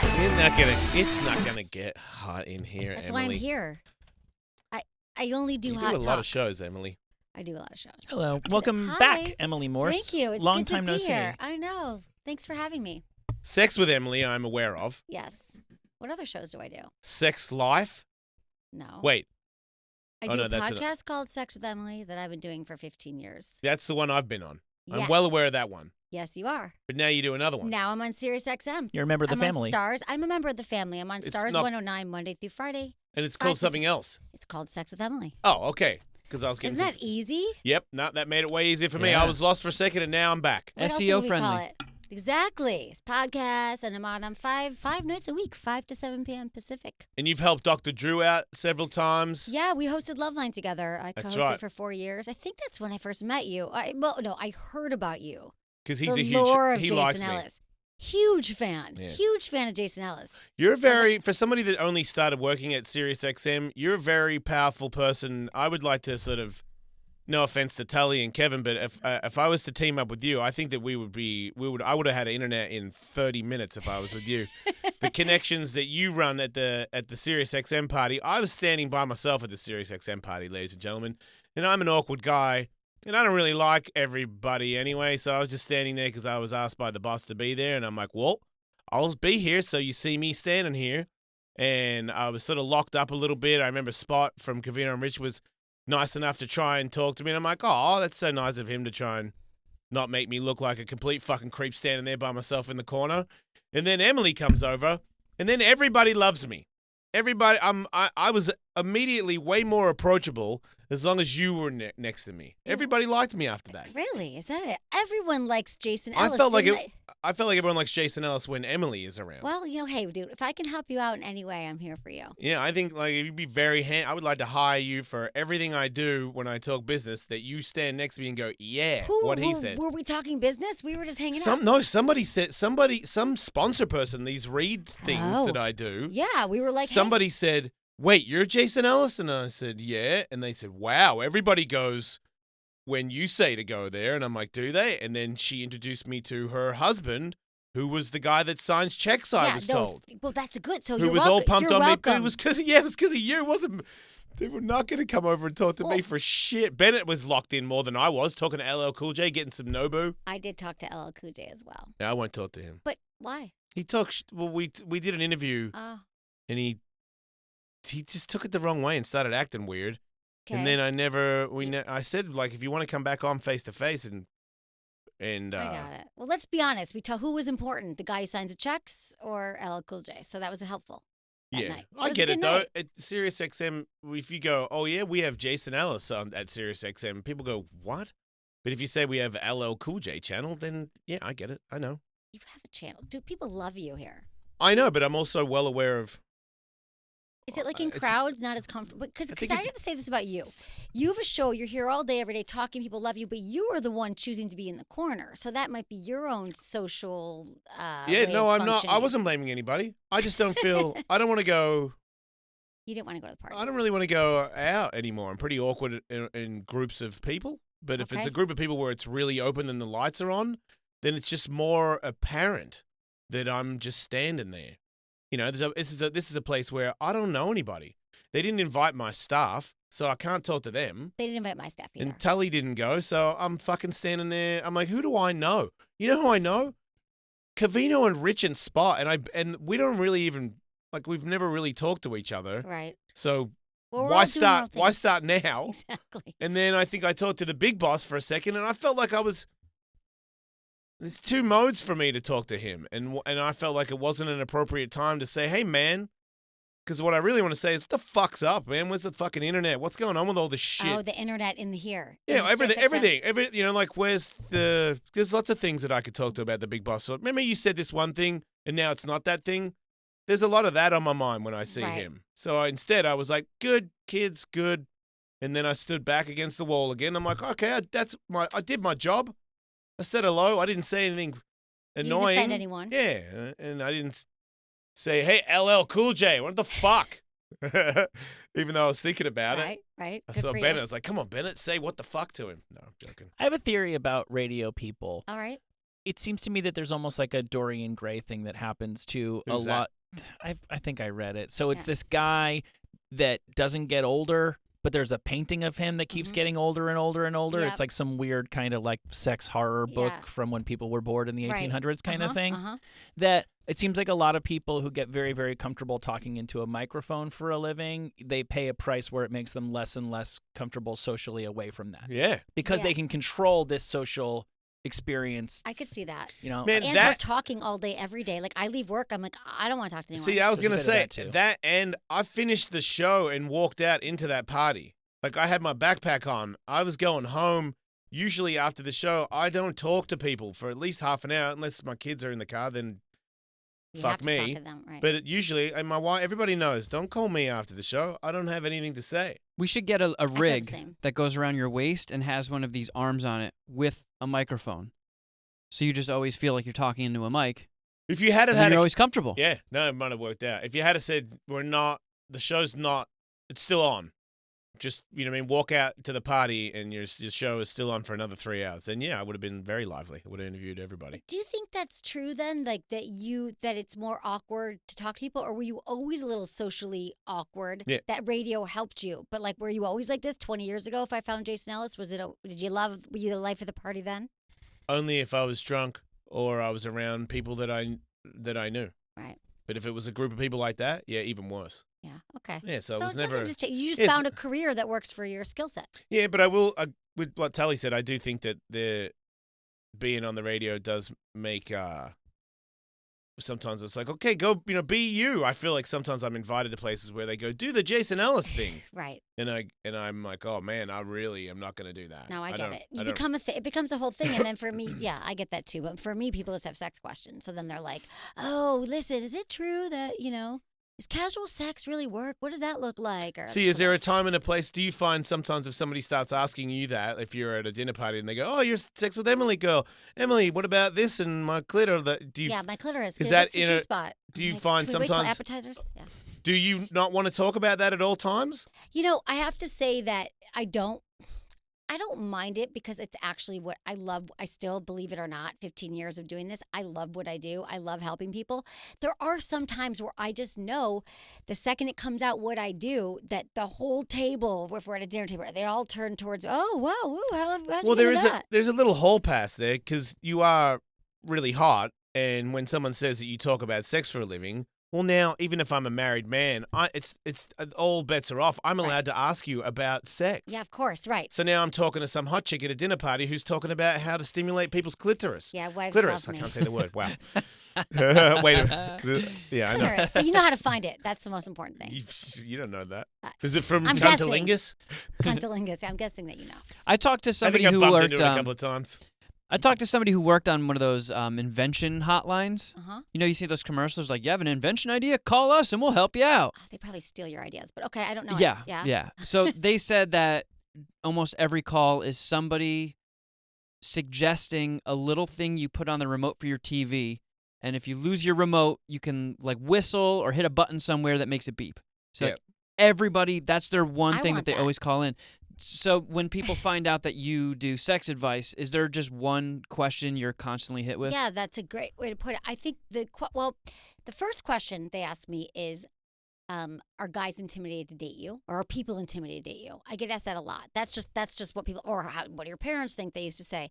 So that's just kind of what they ask. But then the sex question typically is, I would say that's different because in public, people are like, "Well, are guys intimidated to date you?" Or "What? How'd you get into sex?" Or "What makes you an expert?" But the top questions I get asked are typically, "I'm married," or "I'm in a long-term relationship and I'm bored. Sex isn't great. How do you get your sex? How do you keep it interesting?" And people think they're like the only. The funny thing is, after all this time, people still think that they're the only people on the planet whose sex life has changed, that it got boring. I'm like, it will get boring unless you work at it. Every sex life is going to get stale. If you ate the same dinner every single night for the rest of your life, you would not be hungry anymore for steak, if it was steak, let's say. So there's a lot of that. There's a lot of there's a lot of like orgasm questions. Women are sort of I think that women often feel that there's something's wrong with them, that they're broken because they don't have orgasms during intercourse, because the way that society has set it all up is that women assume that, like, because what we see in media and what we see in movies and romance is like, woman has orgasm, penis goes in vagina, orgasm. But only 20% of women actually have orgasms during intercourse. So I think when I tell women that, and literally it's every day, they're like, "Oh my God, I didn't know that." Because I feel like there's like this phallic principle that men assume if their penis isn't there, like there's just don't use a toy or finger, all that stuff. That's how it should happen. So that's always a big light bulb moment or like, oh my God. Man, if I only came 25% of the time when I had sexual encounters, I'd be a lot less enthusiastic about sexual encounters. This is what happens. And it's not even that. It's that only 20% of women can during intercourse. So, but women could orgasm 100% of the time if they were able to express, or if they knew that, oh, I just need someone to go down on me. Oh, I just need a toy. I just need fingers. I just need foreplay. But most of the time women are just like, oh, I'm broken because I thought that I should be able to orgasm during intercourse without any help. Just okay, penis. so that's it. It's women who can have orgasms strictly from vaginal penetration. Right? Exactly. But 99% can if they do something in addition to that. Well, okay, 99% cannot if they do something in addition. If they can have an orgasm if they have clitoral stimulation. Yeah, that's what I'm saying. So if they had a toy, right, or if they had fingers, right. But it's weird to say that the position, though, for many women, they're like, no penis, like I need it before or after sex. See, that's the one that confuses me. When a girl, you're not having an orgasm from a penis, but you didn't think about using a toy or your hands as well. Like, why not? Because women, I think that for many women, I believe this is changing, but I think that setup is that many men feel kind of, we're talking about heterosexual relationships, obviously, but they feel threatened. They're like, well, if it didn't happen with my penis, or they're intimidated by toys, they think it's going to replace them. And so I think that women feel, and I think that, again, it's changing, but like, it's going to make me look really slutty, or maybe he's going to feel bad. Women are always kind of deferential towards male pleasure. We're like, I want to make sure he gets off, and I'll just fake my orgasm. And it's okay if I don't have mine this time. So you can't believe how many women have sex without orgasm. And I would agree with you that the reason why a lot of sex isn't happening, or why women get bored with sex, is because they're not having pleasure. They're like, partners just like, there's all that hotness when you first meet someone and you're like getting to know each other and it's really hot, and then you with someone for a while, and then it just goes straight to sex. There's no more like, I'm like, what happened to you touching my breast? What happened to making out? And then it just goes into bam, penis and vagina, and nothing happens. I'm kind of surprised. So you mentioned you've been doing this show in some form or another for 15 years. It would not have surprised me to hear you say everything you just said 15 years ago. I am surprised to hear that it's just as prevalent today. I feel like the word's gotten out in very basic ways sexually, and you're telling me that no. I'm telling you that my lines are full every single night, and not just this, on my podcast, questions every day. People are asking these questions. Why can't my partner have an orgasm? And I wish that has changed. The only thing that's changed in 15 years as far as people's questions are that people are more open now about alternative relationships, polyamory, swinging, being more open, bi-curious. Like, that's, people are more accepting of that. Yay. Yay, Jason Ellis. Getting way less trouble. I think that toys are much cooler now. Like, they're body safe. They're like, I have this vibrator around my neck. What? That's actually well, it's my world. Me too. You are asking for it. Stop. So that's not a laser pointer. No, exactly.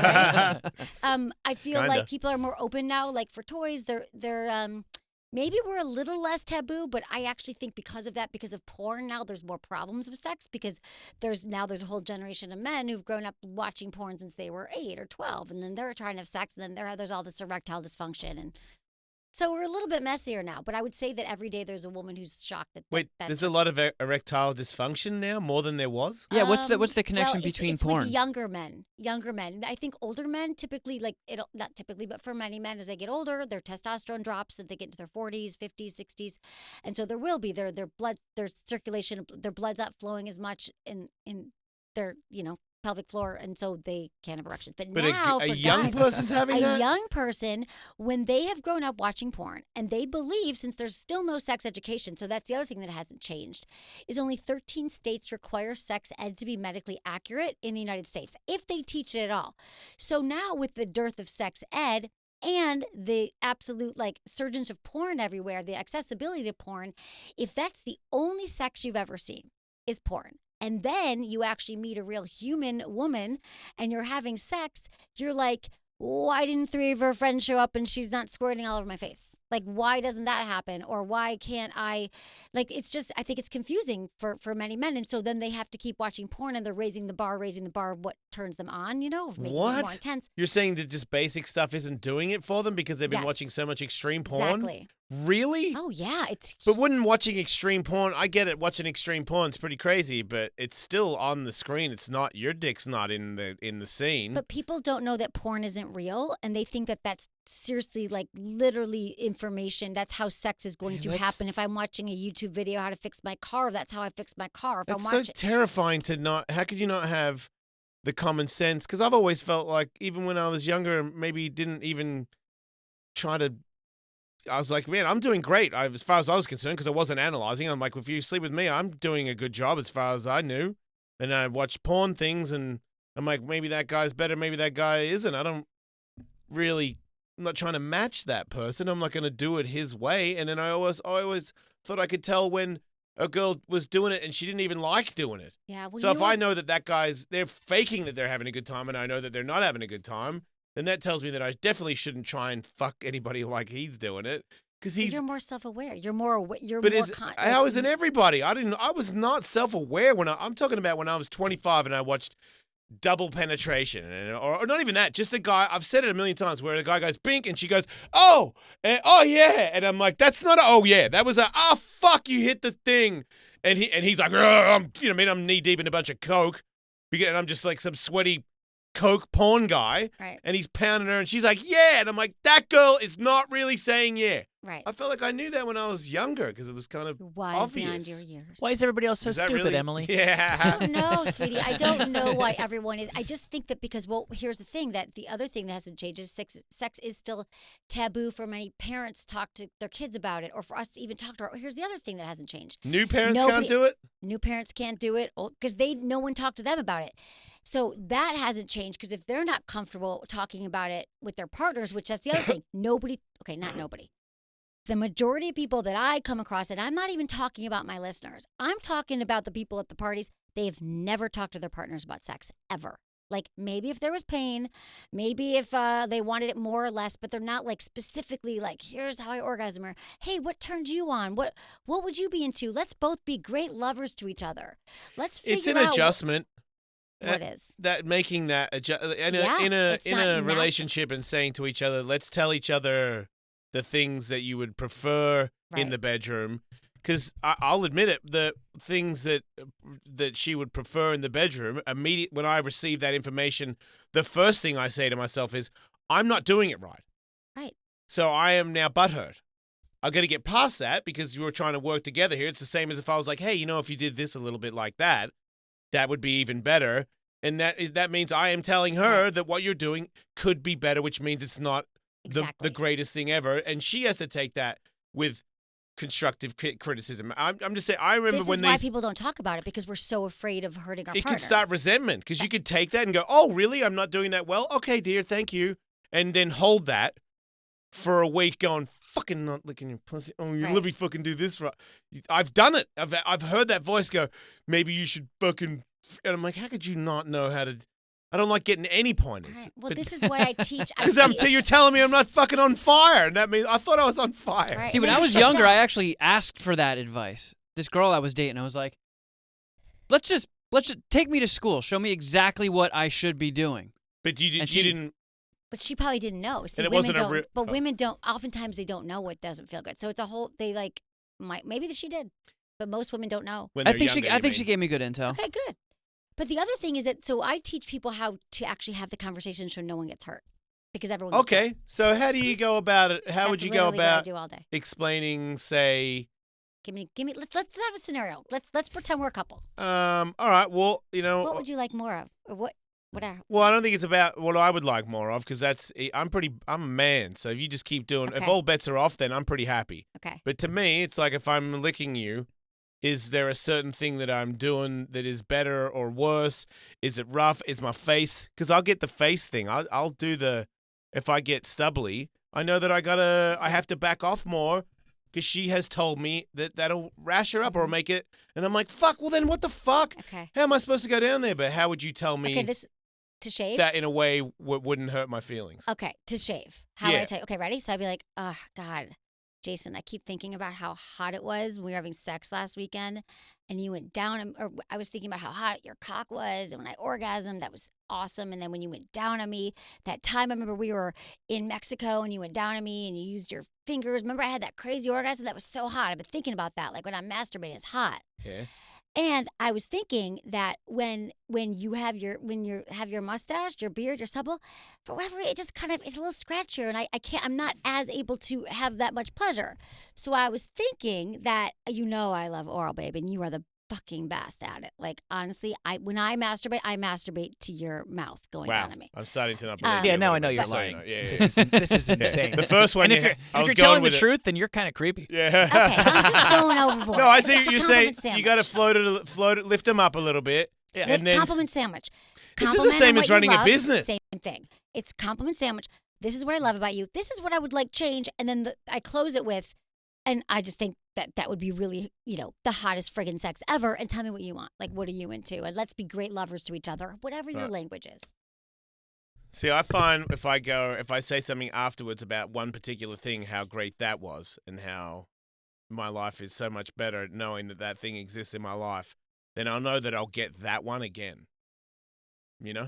Just kind of reinforce what you love.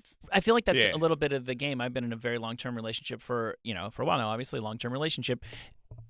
It's hard sometimes to ask for something that's never happened. Okay, so that's another thin ice. conversation. I can tell you about that conversation. But if you wait till something you do like happens, then this is kind of what you're doing. Remember that one time you did that? That was so great. Yep. It's almost you have to really, really notice when these opportunities present themselves Yeah. that something really good happens that you would like more of, because that's a much easier conversation. That is, but okay, so the other conversation is like this. The other top question I get asked is, how do I get my partner to blank? Yeah. It's not anal, is it? Yeah, it's anal, it's threesomes, it's kiss me more, it's foreplay, more blowjobs, less sex. I mean, it's literally everything. How do I get my partner to do something new that they haven't done or something different? That's a different way of doing it. We could go through that as well, but That's still the same. It's the same strategy where you're using compliments well, to it's a explain little bit story. different. It's a little bit. I know I went a little overboard there, but you guys get my point. You have to reinforce it, and then you have to be like, listen, I think we can both agree that we love each other. We're going to be together. And you know what I think? I think that sex, and I would say blame me because my show, I'm like, Tay, you were listening to a song you're listening to the radio show and Sex with Emily. But say, I realize there's so much more to sex than we've ever experienced. Like, oh, you're my greatest lover. Like, I love the sex we have. But like, what I've learned lately is that women can have like multiple orgasms, and I've never had that. And I'm thinking what I've learned is like, I think there's something with like a vibrator, maybe your finger. I don't know. Would you help me find my G spot? Like, let's do that. And then I thought, what would you like? Is there anything you've been wanting to try? And then you make it like, let's be great lovers to each other so we never get bored. Because I hear all these couples get bored. We don't want to be that couple. And then you make it like you're in it together.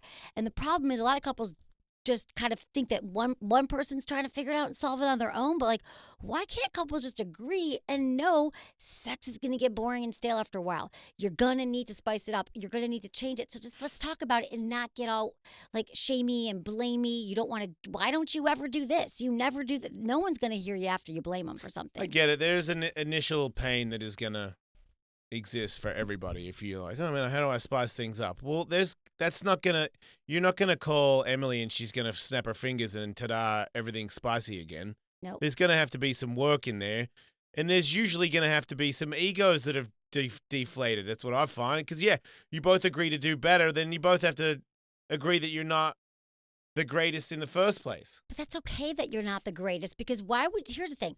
We all expect for some reason that without talking about sex ever, and I'm just going to, most people don't, that we should be amazing at it, that we should be the perfect lover.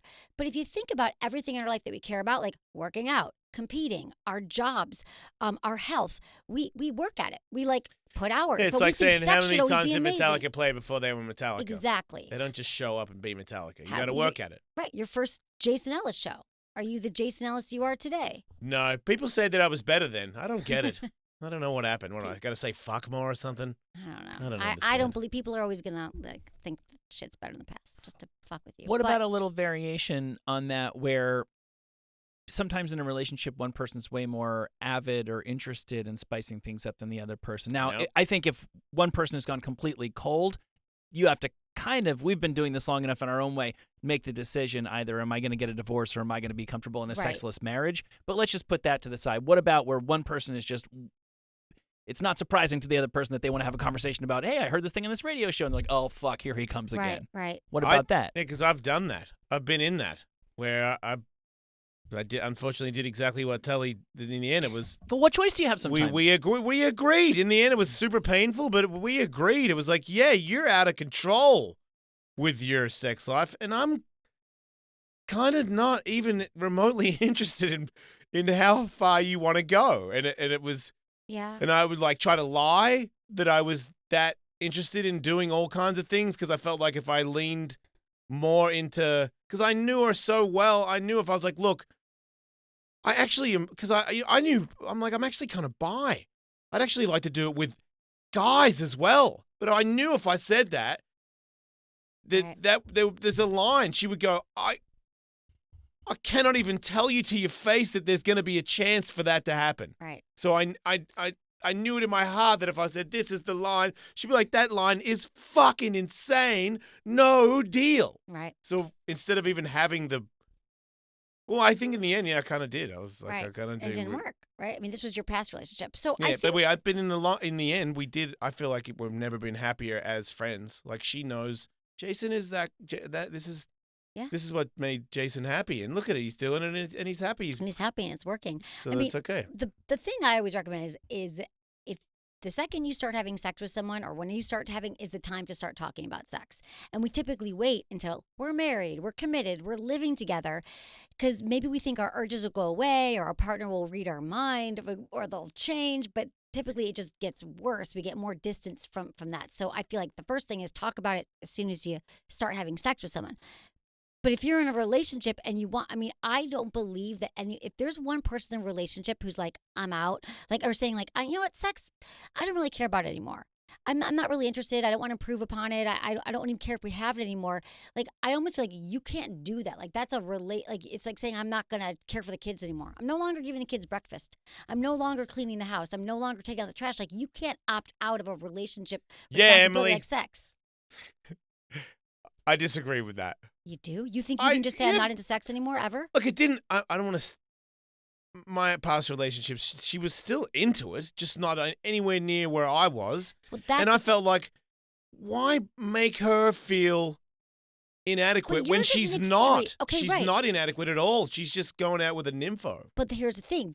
So that's an extreme case. So I think in your case, you did the right thing. Like, she's never going to be cool with you being bisexual or having orgies or whatever it is that you do. Most people wouldn't. But wouldn't be. But you found your place. You found your place with someone who is. But if we're talking about more median things, like what I found is for a lot of couples, I had someone called in the other night. He said, I've been listening to you for the last year. I've been together for 15 years with my wife, and I was on the brink of divorce. And I've been listening for a year, and she just stopped having sex with me. I don't know why. And I said early on, because you're right, I can't help people. I can't have an hour session, but in 5 minutes or less, I typically can help them do the next right step, and then they can call back. I'm there every night. So he's like, I didn't know why, and I finally asked her, like, because it seems so obvious. Like, they're just like mad and feeling, why aren't we having sex? We said, well, what is it? What is it? And she said, I'm actually been having pain. And she felt really inferior and bad that she was having pain. He's like, well, I've heard that we could go check that out. And maybe it's perimenopause or maybe it's something. She's like PCOS. So she was like, PCOS? Yeah, polycystic ovary syndrome. Where a lot of women have, whatever. Women have vaginal pain. Like 80% of women have pain at some point in their life. You guys are technical as hell. It's super hard to understand. Sorry, dude. There's a lot. I feel sorry for you. And there's a lot going on. I've only been in a vagina. I don't own one. Right. It's technical shit for sure. There's a lot going on. Yeah, I can tell. Sometimes I look at my wife, I'm like, wow, I don't know. Wish I could help, babe. Yeah. Seems like your vagina's really fucking with you today. Yeah, dude, this is what happens. It changes all the time. Every week, every month, there's like something different. Tell me about it. And no one tells us. We just don't know. We gotta figure it out. never tells us either. So then she was like, babe, I've had pain. She's like, you know what? Like, I gotta be honest, but I felt bad and I was trying to like suffer through it. And then she went to a pelvic floor physical therapist. They started listening. I think they started listening to the show together, which is cool when people do that. Like together, because it's awkward to have the conversation. And then now he's like, we are having the best sex of our life. We're not getting divorced. Things are amazing. She went to a doctor and figured out a thing that made it not hurt. Yes. pelvic floor physical therapy for women is amazing. Not even surgery, just the Nope. physical therapy. No surgery. Don't get surgery on your vagina. I don't know. Just you sound like if it hurt. No, if sounds it like hurt, gotta you get use something. a dilator that looks like a dildo and you put it inside of you, and you take them home or they do the exercises there. This is just for one What? case because for some women they just have like it's like a tightening of like they're clenching. A lot of women they've been like maybe they've had trauma, right? Yeah. And if they've had sexual trauma, they just think, oh, that memory I've repressed it. But a lot of times our body holds on to it. For example, or maybe they put a tampon in when they were 12 and they like hurt themselves. Pain sticks with you. You know how the body is. I haven't put a Muscle tampon memory. in there and hurt myself, but I No, get it. You get it. So you use these dilators and you go back and every day you practice with it when they give it to you at home and it Dilator. opens up. It's like it sounds worse than it is, but it literally looks like a dildo with lube. And you hold it in there and you do like you can do like kegels around it or you could just it goes It's in like further teaching and yourself further. how to have butt sex. Exactly.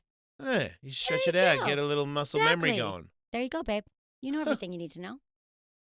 Yeah.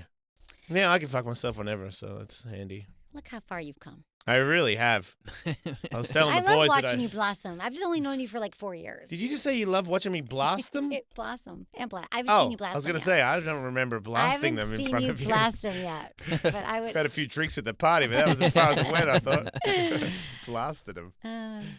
What about the flip side of that? So that's one instance. Again, a lot of guys have called us over the years with this. I think we have someone on hold right now. This is a pretty common thing that we hear about when it is the guy who wants to keep having sex and the woman who's kind of shut off. What tends to be the female reason? perspective that they're not The getting? female perspective is they're probably not getting so many things. So what happens is like the brain is the largest sex organ, right? So if there's some like resentments that have happened, he hasn't kept up with agreements in the relationship, she could just be resenting him. That's one thing. There could also be the fact that she's just not turned on anymore. Like men have spontaneous desire. Like you walk in and see your wife and you're like, you're like, oh, wow, I have an erection. I'm turned on. Let's go. But for women, we're responsive. We respond to stimuli. So what these women might need is, and what I found is, they need like some more kissing, some more foreplay. Maybe they need sexy, like I always say foreplay starts after the last orgasm. So maybe she needs a sexy text. If her love language is words, maybe she needs to tell her that she's hot and she's sexy, or she needs a back massage for 10 minutes. She needs oral sex. She needs something else. But if you're just walking in and turned on and you're sticking it in and she's like, this does not feel good. I wasn't turned on. I'm not even lubricated. So there's a lot of things but women don't really, we just end up feeling like, why don't I want it when he wants it? Well, it's because we don't get turned on that way. I wish we did. Like, how great would that be? But men, women are slow cookers and men are frying pans. Yeah, it's Technical super easy. stuff, boys. Super easy the way that we work. Yeah. Yeah. No, I was just recently schooled in the arts of that. I was therapy. Yeah, I was just recently being told that I was being a little bit too, when I'm ready, that kind of guy. And I'm like, well, I like to kiss. This is like sometimes the only reason you're kissing is because you got a plan. Right. We want to make out. And I'm like, oh, yeah, you know what? I didn't really think about it, but maybe you are right. Maybe, I do work thing and I'm thinking all the time. And then I'm like, okay, I'm not thinking about that. And she walks by and I'm like, oh, whoa. But I didn't do any of the other stuff beforehand, like maybe in the kitchen and walking by. I got pointers, my therapist, to help her with dinner and stuff more, because I don't do that. He's like, when was the last time you cut shit up when she's cooking dinner? And I'm like, maybe never. Right. He's like, never? What is that? I'm like, good, because I'm useless. You should probably go over there and help. Even that counts. I'm like, even that counts? That does count. For women, just like that joke, like doing housework. It might be can right. help. Because like literally, like you walk around with a tool belt, fixing stuff, helping. I washed these vegetables 2 days ago. It's so hot. For Keep dinner. talking. Yeah. So hot. What kind of vegetable?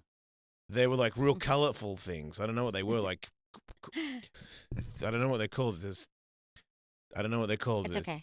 Tomatoes? Fuck, that sounds healthy. Pepper, yeah, super if it was healthy. eggplant, I just thought that that wasn't even. I was washing this, scrubbing the shit out of those, and then later on, man, and I got really worked over just for washing some peppers. Mm-hmm. There you go. See, we just I got to mean, find out she what better their be love listening. language is. Even love languages. Do you guys ever talk about that? No.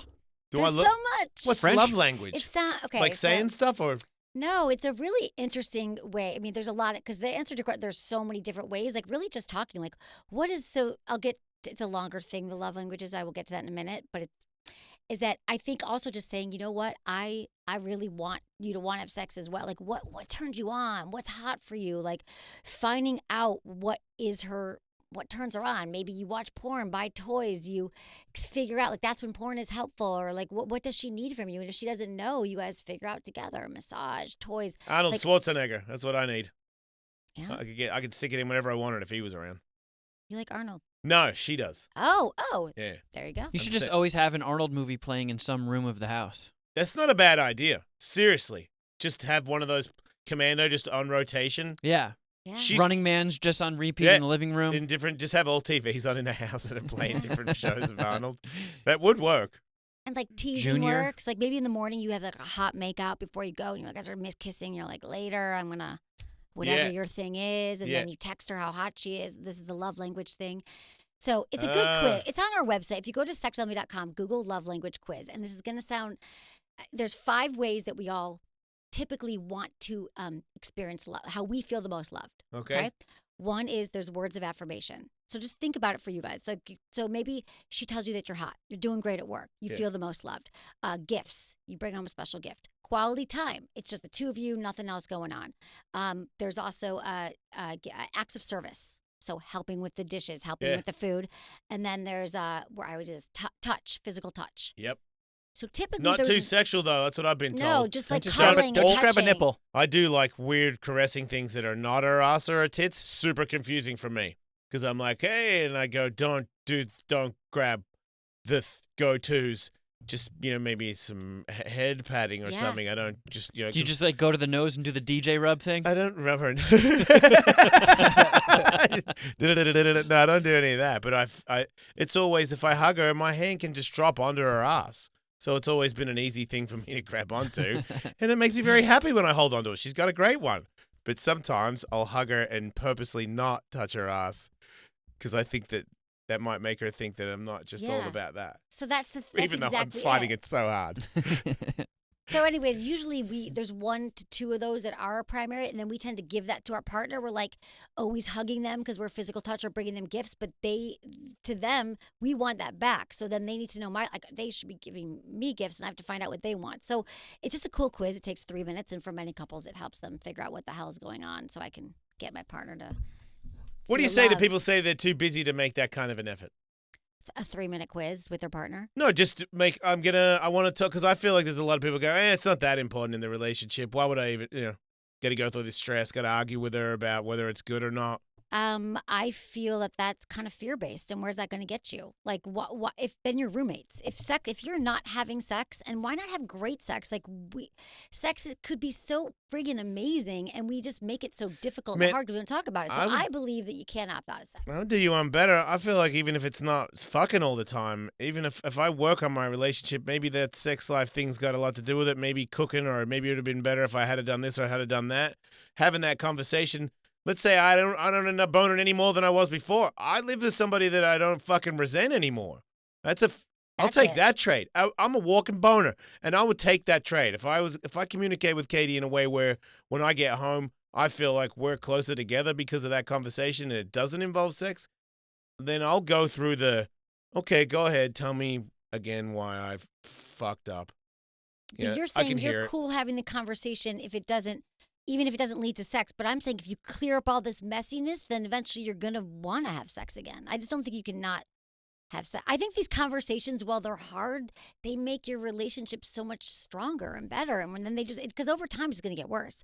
That's what I hear from 2 couples who've been together 20, 25 years. Like they hate each other. They don't want sex. Sex is kind of like, it's like the fruit of the tree or the plant of the relationship. Yeah. It's like if you actually cultivate the relationship properly all the way, then it bears more fruit. Exactly. Prioritize your sex life. That's my bottom line is prioritize it and nurture it, because then it's going to continue to bear fruit. But if it doesn't, then you're just going to, I'm telling you, couples who still have healthy sex are much happier. Like even if they're like having rough times, but like once a week they do it or whatever works, like they are. But when sex becomes a problem in a relationship, it takes over everything, and you might not be able to realize that it's the sex. What sort of stuff would you suggest if there was a couple, say they've been married for like 10 years, together for 15, they have foreplay, they have sex occasionally, but it's still just not enough and they're still kind of bored? I would suggest that they talk about do a bucket list. Let's write down 3 things that we both want to try, swap lists. I have something on my website called the yes, no, maybe list. And there's a bunch of things on it, like dirty talk, yes, no, maybe. Spanking, yes, no, maybe. Anal, yes. And then you get to like both take the quiz and be like, I have all these fun quizzes. And then you can both be like, oh, I didn't know you like dirty talk and I like dirty. Let's do that. Like, what if it backfires and it goes, wait a second, you fucking like anal? Well, then, but hopefully there's a commonality on there. Dude, listen, we got to be better. That's happened to me You before. just want to insult me while you have sex with my ass. Busted. But hopefully that won't happen. Yeah. You guys, listen, I just think I think a lot of us are suffering around sex and we're just like, it's too difficult. I'm just not going to deal. But I'm telling you, I know this, that by talking about it, I always say communication is a lubrication. And most of what I do is tell people how to freaking have the conversation. And life is too short not to have that going. I go to the Korean spa regularly, and I'm telling you, everybody needs to bone as much as they can, because soon, well, not soon, but inevitably, you'll be so gross. You better have like a really good relationship if you want to fuck your partner anymore, because you're both fucking sea lobsters. It's just gross out there, ladies and gentlemen. Go to the gym maybe, or eat right, because I swear, sometimes I see people, I'm like, man, even if he really loves his wife, I don't know how anyone's winning with that. G-forces, man. They really pull stuff out of place. Some guys. I see some guys. What do you mean they're just not in shape? Just, when you get real old and you didn't work out for the last 40 years, it's like things are just coming off. It's crazy. Yeah, you got to stay healthy. People are like, well, I don't know why my penis isn't working. It's like, well, I'm overweight. I'm not eating. I'm not eating healthy. I'm not taking care of myself. Everything's going to break down. What was that thing with the plant-based guys? They did that test where people that ate plant-based for like one day had bigger erections at night. I believe that. So if you just eat really shit for 30 years and you're like, my bone is starting to fuck with me, I wonder if just changing your diet would, all of a sudden you wouldn't have to, like, instead of having a change your Viagra, diet. you could just That's change gonna your help diet. you. Absolutely. Saw an article yesterday that says America is in a sex recession. Yeah. These articles have been coming out a lot. We're in a sex crisis, a sex recession. We're not believe having that? sex. I don't really believe it that we're not. I mean, how do you measure that? I feel like that we're in a crisis around communication more than we are in around sex, a crisis of connection. Mm-hmm. I believe that it's not so much sex, that we're not connecting anymore, and because we're on our technology or we're just meeting people online, and so I believe that's more what it is. And maybe because we're not connected, maybe we're having less sex, but that's what I think more than like. But you think that it's true that we're not you mean, connected. We're all like on our phones, in our cars. We're like not talking to each other. We don't even know how to talk to humans. But that's a part, I think the most solid point that the article makes, true or not true, if you try to put your finger on why there would be a sex recession going on, if there is one, is they say that with the younger generation, millennials, what have you, there's so many guys who find just enough satisfaction from playing video games and jerking off to porn that they almost consciously don't make an effort like, to appeal to women. This is good enough, and God, it would be so much harder to find a real, human partner. And so there are so many women who, as you say, it's easier for women to check out than it is for men to just say, if these are my choices, then maybe sex just isn't a big part of my life. Exactly. So if there is a sex recession, if that is real, that's a big reason as to why it could be happening. Well, there's a lot of it around the millennials, so I've seen that a lot, and I do believe it's a crisis that if they grew up on video games and porn, and they tried to go out and talk to women, and it was hard. Like, I'm just going to go home because it's a sure thing. So yeah, I mean, I do believe that they are having less sex. They say millennials are, and I'm not bothered by that. I got kids, so it means they're not having sex as much, and I don't want to fuck a millennial anyway. So you're doing yeah, I'm fine. I'm like, oh, you guys aren't boning. It's more for me. I don't care. Yeah, I'll stick to baby boomers. Thank you. What's a baby? Is that our age? No, they're like way older than us. Okay. Thank God. I'm okay with that too. Just not. What is that? What is They that don't even know how millennial? to How use old? phones. What's the oldest millennial? I count as a millennial somehow. I'm somehow both millennial and middle-aged. I'd fuck you if you were a hot chick. You know. I'd fuck me too if I was a hot chick. Yeah. How old are you? 37. Yeah, that's my prime. I love those. They're great. 20 is like, no. I'm gonna call their parents and say, look at this. Hey, lady. Hey, mom and dad. Your daughter was trying to fuck this. Do you know what your millennial is doing? Yeah, you need to talk to her. Maybe put her in some education classes. Get her on the Sex with Emily's podcast, because just listen. this is not good advice to be hanging out with me. There's not a lot of great advice out there. There's no advice. No one's really talking about it. Do you get in trouble for talking so openly about stuff? Like, do you think you get shunned by? Because you're pretty mainstream. You're like a bubbly person. You know lots of people. Do they hide a little bit from you? I wouldn't know it if they're hiding. Like, is it easy for you to get on mainstream television and talk about stuff like this? I was on the Today Show a few weeks ago. And they were all, you got it all out? I couldn't say masturbation more than once. Or They told you can say that word one time. Yeah. Or I think, what was the other thing I couldn't say? Did you make it count when you said it?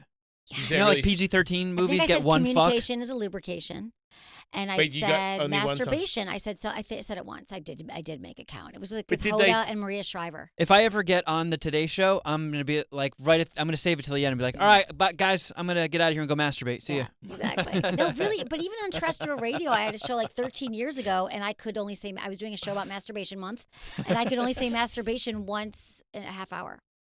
And There was a timer on it. Yeah, no, they had to use the dump button because I kept saying I didn't know anything about radio, and I was Right. I'm like, why can't I say masturbation? They're like dump, and they kept dumping, and they ran out of tape. It wasn't. Oh, I didn't know man. what I was doing. But what I'm saying is, yeah, people judge me for sure. People hear what I do, and they assume I'm talking about blowjobs all day long. And I do think that there's some people who like think it's interesting, but like, oh, what she does is even my mom's like, do you really want to be talking about blowjobs when you're 80? Because she's like not listening to the show. So I do think when you hear sex with anything, you're going to have a judgment. But if you listen to the show, I mean, yes, I get into stuff. I get into all the things you want to know, but I'm not like salacious for salacious purposes. I'm not. Yeah. But yes, I do. I'm certain I'm shunned by people, but guess what? What? Those are not my people. That's just how you see that, and it's easier to move on with your life. Well, dude, I'm not walking around going, who isn't friends with me because of my sex show? But I'm sure I happen to know that people have judgments. Like there's people who turn the other way when I tell them what to do or I'm out or, yeah, but they're not going to be my best friends. Like they're not. Yeah. It's fine with me. Not everyone's going to love me. It's a weird thing because I feel like it's just based on trying to help people. It's literally all I'm trying to do is Right? Like change there's the no world, other. saving the world one orgasm at a time.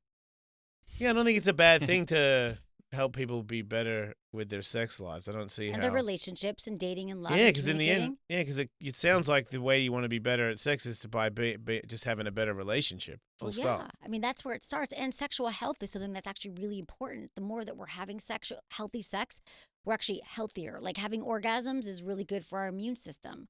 Like we release all the feel-good hormones. Yes, like antibodies for hormones. Like immune system. It gets rid of headaches, PMS, dopamine, serotonin, like all the feel-good hormones. Like it's actually good to be having sex regularly. Right. At least with ourselves. Do you get that masturbation? And you still get those benefits On if your you're own. masturbating and not having Yeah, sex? absolutely. All right, sweet. There you go, man. You're doing fine. You seem healthy. Oh yeah, yeah. I never get sick. Can't remember That's the last time why. I took a sick day. There you go. Tons of endorphins. You can tell from here. How many times is too many times in a day if you masturbate? It's different for men and for women. Okay. So I think that women, like, I have to always tell women I have to remind them to masturbate. Like, masturbate, it's good for you, you know. But dudes, I'm like, dude, we're like at Walgreens, like, put it away. Like, guys never stop. I think. Mike Catherwood masturbates. Oh, he's right now. He probably is. Yeah. If we called him. He said if he goes to yoga, he has to take a break and masturbate in Yeah. between. Still. Yeah. He's Dude, probably that guy. masturbating to this right now. He might be masturbating to himself Well, to see the but I love photo he put Mike. up of himself. But here's the thing. I think that for men, especially as they get older, that the more you ejaculate, that can actually have an impact on your ability to have a regular erection. Wait, if you don't do it? depletion.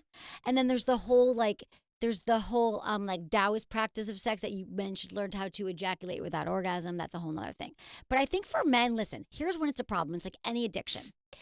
If there's consequences, you know there's a problem if you can no longer get erection with your partner, you're probably masturbating too much. If you get fired from work because you couldn't pull yourself away from your porn, or you get caught in the bathroom at work, like it's probably a problem. John. You know what I'm saying? Yeah. Like, Yeah. But if you're masturbating once or twice a day, there's no repercussions. Like as a dude, you're fine. Right. I can think even like lower stakes, like if it's a perfectly beautiful Saturday and once again you've spent the entire day on the couch in your sweatpants jerking off for 10 hours, like It's fine. oh okay. Oh, that's that's not where I was going with back that, up, but okay. back up. If you work I like your for style. 6 days, Yeah. 5 days you're working, and it's your weekend, and you want to stay home, masturbate, play video games, watch movies, fine. Right. But like if that's every day you're not getting out of bed and masturbating, then I think there's probably a problem. Right on. Yeah. Right on. Let's get married. All right. You're How does that work? And of course, if you don't do it, how's a way to start that up? If you're For a women man or for- listening and you're like, I don't even jerk off, I don't care anymore. I think just starting out, it's like riding a bike. But I think a great way Force to yourself to jerk off, yeah, you're just saying. do it. Yeah. Like, stretch just, that taffy. Just start whatever. Think about things that turn you on. Find some porn that you Not think is saying cool. stretch that taffy does not turn me on. I know that. Sex begets sex. The more we have sex with ourselves or with others, the more sex we're going to want to have. So I think that that's what really helps. So I once you just start doing it, realized- it's like gym. It's like the gym. You know, go for a while. You're like, fuck. The hardest part is getting out the door, getting your shoes on, and then you're working it. You're like, oh yeah, I feel good again. Sex is the same exact thing. If you told me to stretch that taffy, Emily, I don't even you. I don't think I'd be like, I don't know, Emily. I don't know if I Stretch want that to. I don't know if I taffy. want to go here anymore after your taffy stretching technique. I won't say that then. Yeah, Don't don't worry, do that Lee. to me. That'll really kill it. All right, so if anybody wants to get advice, they can call her, they can DM her, they can call her on her show, Sex with Emily. She's on SiriusXM and she has her own podcast. So that's two you're on all the time, many episodes. You're on Jude's show the other day. I saw you on my friend Whitney's show.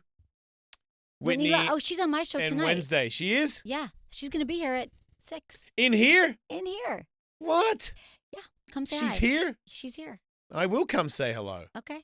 I Also, like I'm that on too. Faction Talk on the weekends. They're playing some of my shows on Saturday and Sunday. You're on this channel. I'm on this channel. You know what? I like it when they play you on the weekend and not fucking football or whatever it is every now and then. I know. That's- Why do they do that? That's another thing but that I'm I on would like to Stars bring up. 109 At during the week. Stars 109 during the week? Mm-hmm.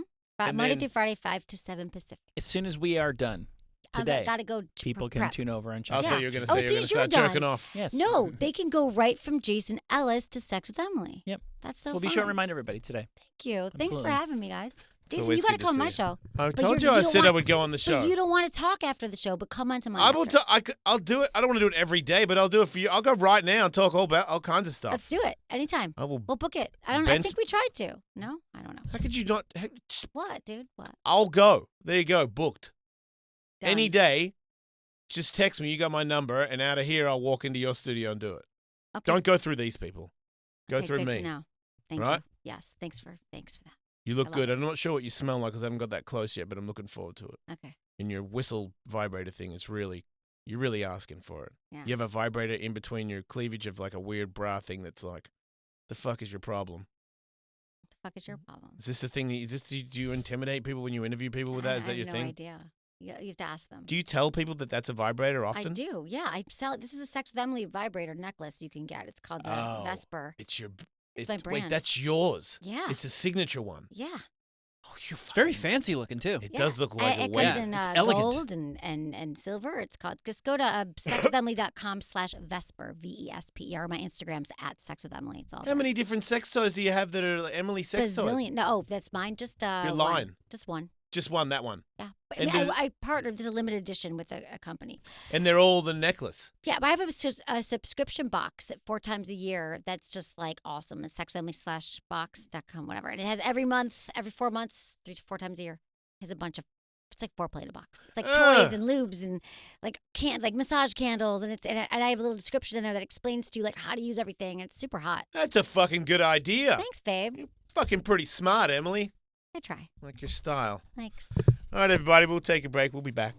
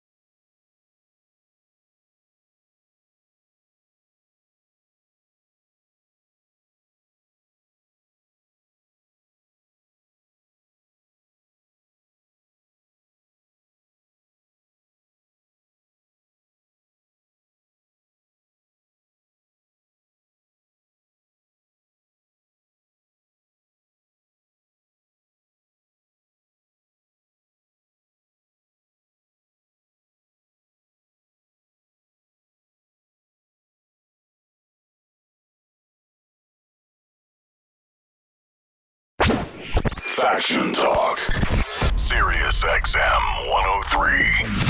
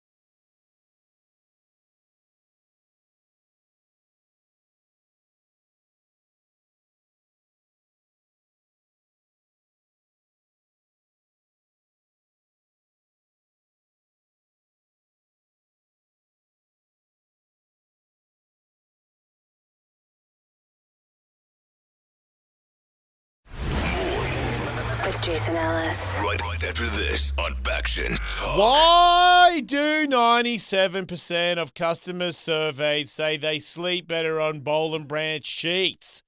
I don't know. Is it the 100% organic cotton? Could be. I don't know. Is it because they get softer and softer over time? I have no idea. I need to find out for myself. You do just need to feel for yourself why Bowl and Branch sheets are the most comfortable sheets in the world. They're loved by hundreds of thousands of Americans, including presidents, billions of them. The first president before presidents that you don't know about from another planet loved Bowl and Branch. These are $1,000 sheets for just a couple of $100 for a limited time. You can get their luxury flannel bedding, perfect for cool weather to keep cool sleepers warm when they breathe. So warm sleepers stay cool, bruh. Bowl and Branch flannel sheets come in 16 awesome patterns and colors. Ooh, so you're guaranteed to love a style and find one that you love. Get 30 nights to try them out. Shipping is always free. And right now, we'll give you $50 off your first set of sheets at bowlandbranch.com. with the promo code FACTION. That's bowlandbranch.com, BOLL, bowlandbranch.com, promo code faction, mate. Jason Ellis. The guy that I bit had spent like 10 years or 7 years in jail dealing ecstasy pills. I think the reason why I bit him was because I was so scared. So what I'm saying... Wait, an ecstasy drug dealer tried to kick your ass and you went for the bite? So like a scuffle broke out and I didn't realise, but he was much bigger than me and like a scary guy. The guy had done jail time for a long time. And you're a little dingo kid. And yeah, I bit him. Live, 5 p.m. East, replay at 5 p.m. West, and on demand anytime. It's about the cock! It's cock news! Yeah! Oh. Yay. You fucked that up. That's not the cock news. Cock news, you say? Cock news is like a really long intro. It's all right. I'm new, I'm sorry. It's all right. Yeah, who cares? It doesn't mean we can't still do cock news, guys. Gets me out of singing. Cock news. Mayhem, when he was in here yesterday, was talking about cock news, and he started singing the intro to that intro, and then that made me remember. Oh yeah, remember when we did cock news and I sang like a fucking asshole at the start of it every time and blew my throat out? That's what I was gonna do, but Lindsay just saved my ass. Nonetheless, a 22-year-old male went to the doctors in Saudi Arabia. Yeah, it's not a good place to go to the doctor. They asked him how he was doing, and he said he was doing fine, especially considering the fact that he'd put 3-inch-long tweezers inside his penis 4 years ago.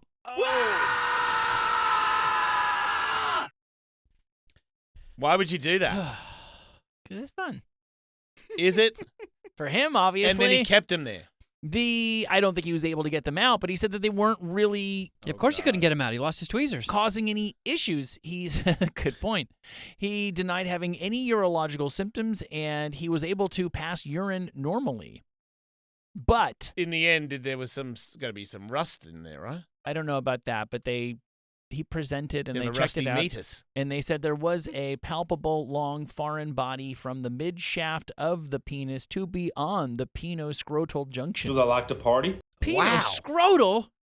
That's a great new word. Guy must be have a really high threshold for pain. Want to make a song, Will? There's a function at the penoscrotal junction.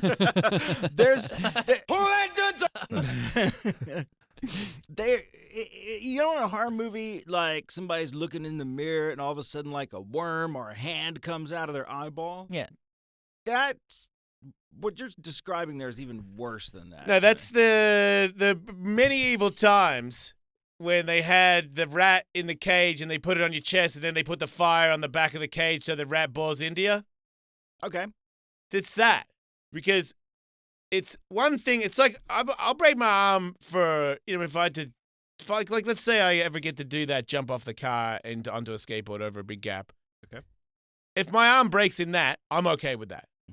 But if you hold me down and everybody holds me down and then a dude goes, I'm going to smack you in your arm with a hammer right now and break your arm, it's a billion times worse, even if the break isn't even as bad. Right. Yep. It's that whole the anticipation. Yeah, the hold you down, you know you're going to get it. You can't get out. So I can it sucks to do it, but I can imagine somebody getting a boner and being freaky and shoving tweezers down their dick hole. But like, it's freaky that you can imagine that. When that's all over with, like how many? He said he had it down there for years. 4 years. Can he's you imagine? He's only 22. And your boner goes down, so now you just jingle jangle. It's like a toothpick in your soft dick. Like I imagine even maybe he thought it was good because it kind of made his dick look big. It'd be hard to get super small if that thing was in there, right? Yeah, you're forgetting it was all the way down by the penoscrotal junction. And it was in there sideways. Yeah, but you said it was all the way up to the knob as well, though, didn't you? It went from the mid of the shaft. Oh, man, it was so deep in there. To beyond the penoscrotal junction, which is also a great name for like a prog rock album. No, or a book. I see that as like one of those science fiction books my grandfather would have read. Beyond the penoscrotal junction.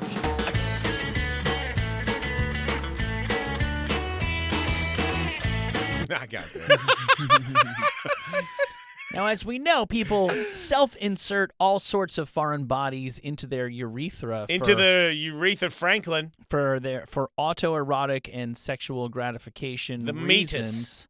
But can you imagine, though, the panic that an ordinary person would feel Yeah. once they like, oh shit, I can't get that out. It's down in there too far. Right, Wouldn't but it not this hurt when guy. you rolled over on your stomach, like when you're sleeping, like just that pressure on your Yes. penis? God, Yes. Underpants? Yes, there Maybe? would have been many times where things hit things, and he said "I'll" to himself, and still yet did not go to the hospital. You forget who we're talking about. This is a guy who inserted tweezers intentionally into his dick. Did it hurt? Yeah. Hurt so good.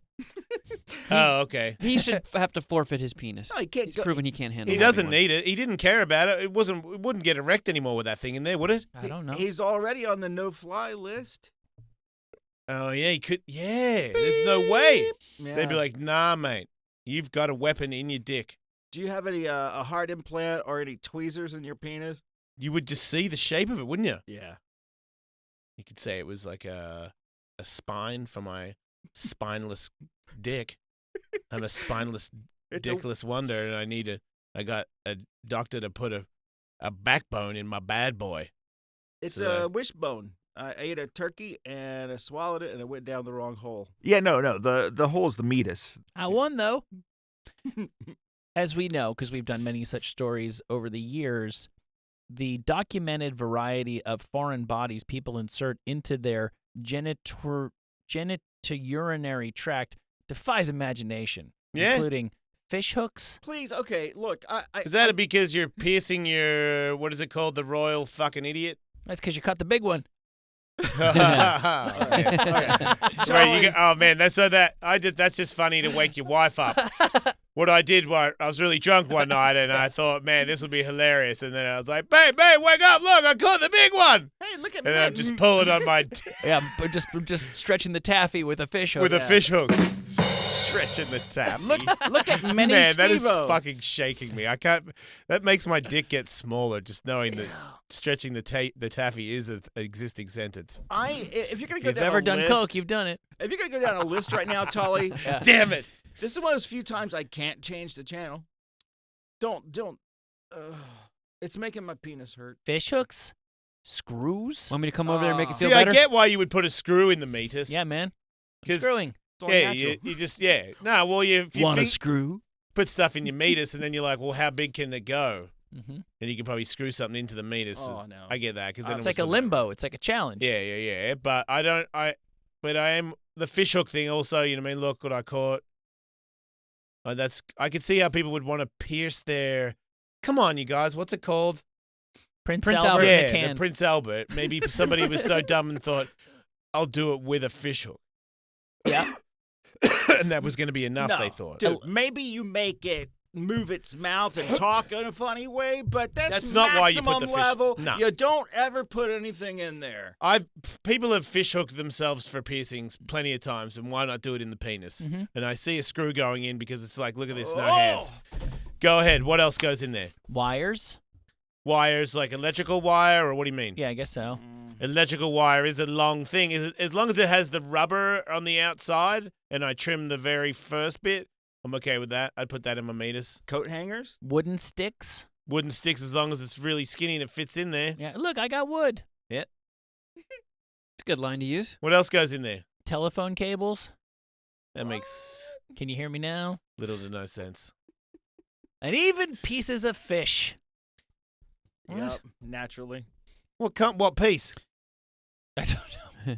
Fish sticks. Fish sticks don't go. Fish sticks could go in there. Oh, you can dock with a fish. Oh man, That's the that'd be doc. pretty funny. Like, just put a fish's mouth in your foreskin. Or do I put my wait? Both. Be pretty crazy to put, because you know how some fish, most fishies, they don't really have teeth, but you know how those ones that, you know, even when you look at them, they're going wah wah wah with their fucking mouth, like they just like want to suck a dick. Would that? I mean, do those guys have the power to do damage, or could you do that for a photo opportunity? Sorry. You're rolling the dice. I would Yeah. not recommend it. What's those blowfish? Blowfish do that. I remember there's this taco place I'd go to, and this blowfish would always look at me like he was trying to suck my dick. And I was like, is he really trying to suck my dick? It makes no sense. I'm positive that's what he's thinking. He was always into me. It was weird. I'm sure it was a girl. Will. Pipe cleaners?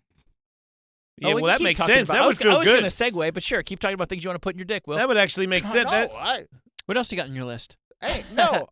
That's the first thing I'd put in my meatus if I was into meatus play. Look, talking funny, making it move its mouth, that's the only thing, that's maximum. You can't put anything in there. Have you ever, you had to have done that then. No, not me.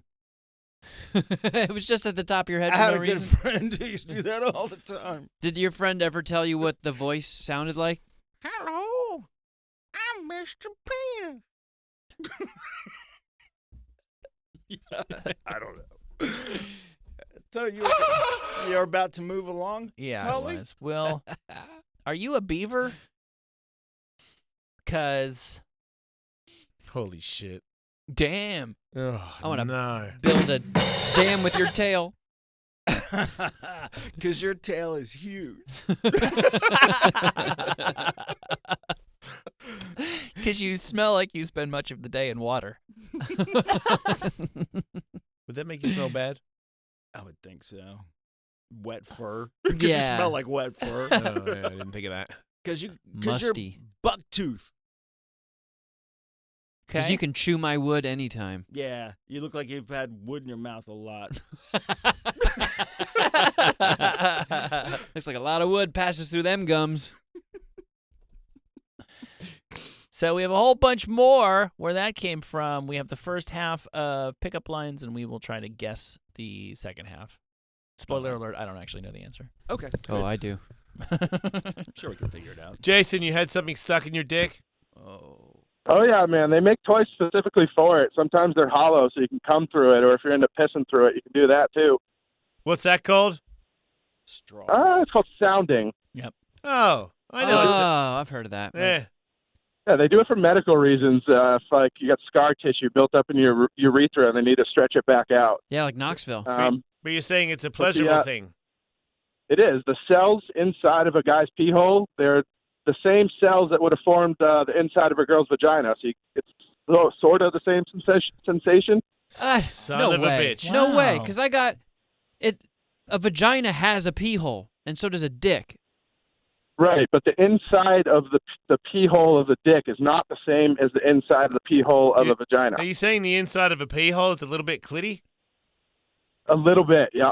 A little bit clitty's a good song, Will. Don't think of it as your urethra. Think of it as your tiny little vaginal walls. I've gotten one of those chlamydia tests before where they swab the inside of your dick hole, and I don't like that. That Yeah, but that was stung, because and that sucked. Yeah, because he was like rough. He had to get stuff off the wall and shit. That's because he didn't give you any foreplay. What was the first? Doesn't like the first time she gets penetrated most of the time. It's not the most comfortable thing the first time you do it. You're saying don't give up. Everybody poke a meatus. suppose. What's the first thing Go you for it. ever shoved in your dick hole? I bought something to use to do it. I work at a shop. It's a head shop. I sell bongs specifically, but we also sell sex toys, so I had the opportunity to buy some. And you just saw something like, hey, this goes in your dick hole, and you were like, that really speaks to me. Yeah, it's fucking you, man. You live once, gotta try it once, gotta test the product, right? Yep, there you go. And now you're super into it? No, not super into it. It's like a once in a while, once 6 months. Every now once and a year, I then don't you know. give your meatus a Not go. often. I respect this guy. No. Thanksgiving. Do you Not dildo it often. like a cam girl? Like, are you really just on. vigorous? I'm learning, Will. Sorry. Okay. Do you fuck Some your people meatus do. with the sounding tool, or does it just sit in there? Some people do. Look up Sherry Allwood. She's a trans actress. She does it. I will not. Natalie Mars does it too. Thank you, Jason. I will not. Man. Just for Will. That was educational. Maybe if Will has to do another show or something, then we'll check out soundings.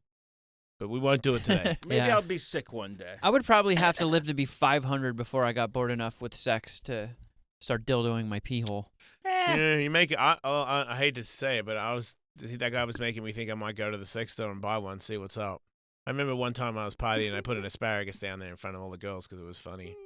But I don't remember. It didn't hurt. So maybe there's a thing. I don't know. I don't understand, Will, why you would react that way. Sure, you don't want to do it, but if there's the a thought makes I didn't get graphic with that, did I? if there's a market No. for these things, it's not just this one Yeah, guy. doing- obviously a lot of people like it. Yeah, like if I said, if all we knew is that Saudi Arabia guy, Yeah. I wouldn't expect you to go, well, shit, if it worked for him, maybe it'll work for me. But if I now tell you, you can go to any decent sex store and they'll have a section of these things, Yeah. well, it's not a crazy idea then. It's not a crazy idea. It Mhm. makes my penis hurt when you talk about it. Yeah, I get it. Some or, people. or ache with yearning. Yeah, one or the other. The meatus. Are you from Tennessee?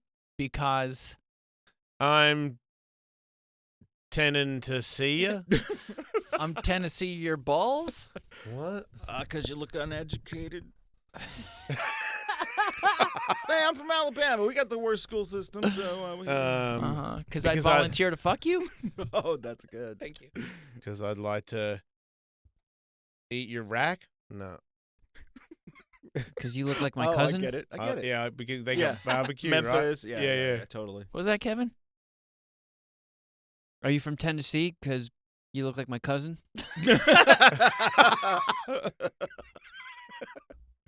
That's better. Yeah.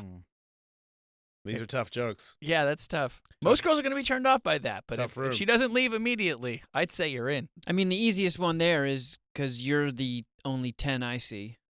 Oh, that's it. Yeah. That's going to be the one. Yeah. I'm sure you could cram a pee hole joke in there, though. Yeah, the other ones are better. Yeah. I wish I were cross-eyed so I can... Fuck your sister? Wait. So I can fuck two of you? Sorry. Not see you clearly while we have sex. Oh, man. Because your pussy looks like a magic eye poster? What? Remember those things that were in the malls in the 90s? And you had to like cross your eyes to look at them and see the poster? You didn't cross your eyes. You're supposed to squint, not cross your eyes, I thought. Wait, did you say cockeyed? Cross-eyed. Get you pregnant just by looking at you. That's what I was thinking, but cross-eyed. What was the full setup again? Am I I wish I was cross-eyed. Oh, okay. So I can be on the same level as you. So that I could see your ass and pussy at the same time? Wait, they could have said that anyway. So. I wish I were cross-eyed so you weren't the only one here who is.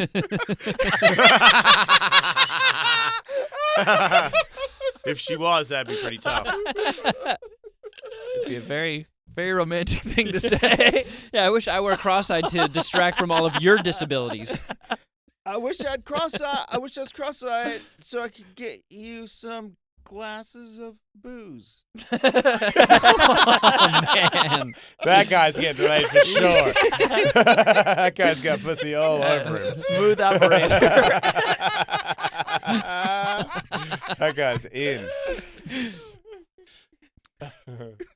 Sexy talk with Will. Hey, tie your shoes. I don't want you... blank. Looking like a fucking idiot. I don't want you walking home barefoot. I don't want you bending over for just one reason. I don't want you having sex in this porta potty without shoes on. That's unsanitary.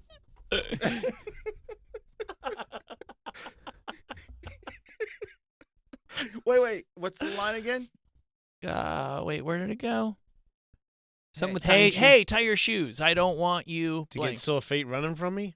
I don't want you. I want you to prove how old you. I don't know. I can't. Yeah. Think of it. Hey, tie your shoes. I don't want to have sex with anybody who doesn't know how to tie their shoes. That's fair. That's the one rule that I have. I'll fuck somebody if they got Velcros on, though. Oh my god. That counts. Slippers. Yeah. Hey, tie your shoes. And while you're down there, why don't you suck my dick? Yeah, right? I mean, what the fuck? Oh. What is that one? I have no idea what the answers to any of these are. I'm sure it's something like "falling for me" or something. Or no, like feel free to Google, Lindsay. I don't want you to trip and fall on my dick. No, because you would want that to happen. Yeah, no, that would be awesome. That's sexy talk. That'd be so good. Again, super sexy talk. I don't want you to fall in love with someone else. I don't want you to get tied up in my dick. I don't want. I don't want you to fall and get your head stuck up your own ass. Yeah, I don't want you to fall and cripple yourself before I have a chance to fuck you. Wow, that is Oh, because I'm about to sweep you off your feet. I think Will's right with I'm falling for you. Why do you need to tie your shoes up for that? You need to tie your So you shoes don't because fall. I'm falling for Oh, yeah. you, and I don't want you to fall for me before I fall for you. Yeah. While you're tying your shoes, you could untie my shoes, and then I will fall for you. Yeah. Yes. Smooth. Now I can have sex. I can have sex now.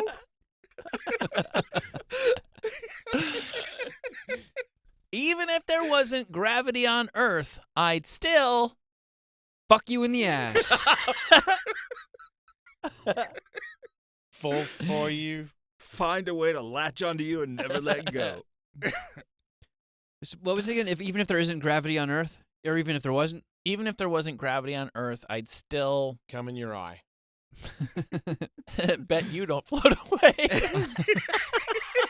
You'd still be attracted to the Earth's gravity. You create your own gravity field. Oh, I'd still fall for you. You still Again? wouldn't. What about you? Still wouldn't be an astronaut. Just saying. Strike up a conversation, you know. You have neither the I'm brains. gonna hit him with a couple. You know what I mean? Like, hey man, the minute you're an astronaut, fucking do your shoes up and blow me. Do your shoes up and blow me. That's a great pickup line. Everybody goes for that one. I'm writing that down. But it's got to be the second lady. You got to hit the first lady, and then you just turn to the side. And hey lady, what you do up your shoes and blow me? Oh, Yeah, let the one you really want overhear you, Yeah, kicking yeah, mad yeah. game to the first one. yeah. And then she gets hit blindsided with the shoelace blow me line, and it's on like Donkey Kong. The game. Everybody's playing everybody with that one. Sex machine talk right there. Mm-hmm. I have no idea. Even if there wasn't gravity on Earth, I don't know. I'd still lick your anus. Oh! Very nice. Are you lost, ma'am? Because I'd like you to find my dick. No. Find these balls. No. You look like you need a ride home. On my dick. You guys want to drink and fuck or what? Because you look easily confused. Yeah, you have a very stupid look on your face right now. What was it? Are you lost, ma'am? Because I have a map tattooed on my nutsack. I'd say God bless you, but it's too late for that. You already. I'd say God bless you, but I don't believe in God. God has nothing to do with this? He already blessed you with a beautiful set of piss flaps. Oh, God. I think definitely saying piss flaps to a girl in the first few words is a good idea. Okay, I would say God bless you, but first, you're going to have to sneeze. I would say God bless you, but I'm 90% sure that was a queef.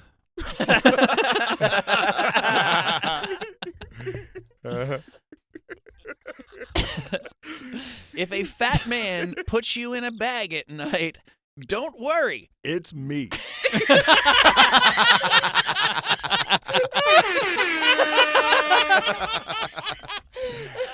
Yep. This is the craziest setup ever. If a fat man puts you in a bag at night, don't worry.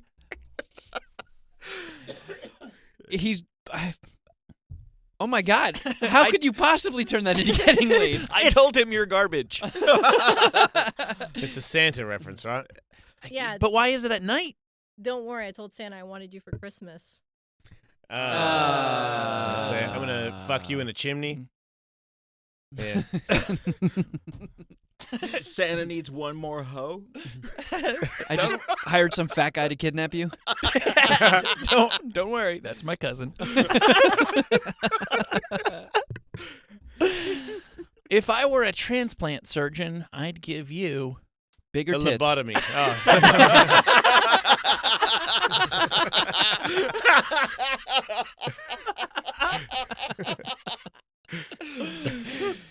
A few bucks to buy something nice to wear. Makes sense. I'd A better dress. Nicer better outfit. Now blow me. No? Yeah? No? If I were a transplant surgeon, I'd give you a fucking brain. Yeah. That's it. That's the one. Mel Gibson School of Romance. Mm-hmm. If you were a chicken, you'd be plucked. Choked. If you're a chicken, deep fried and in my belly, you'd be one fuckable chicken. You would be legal in Kentucky. You'd be a chicken head. No. Even more sexually attractive to me.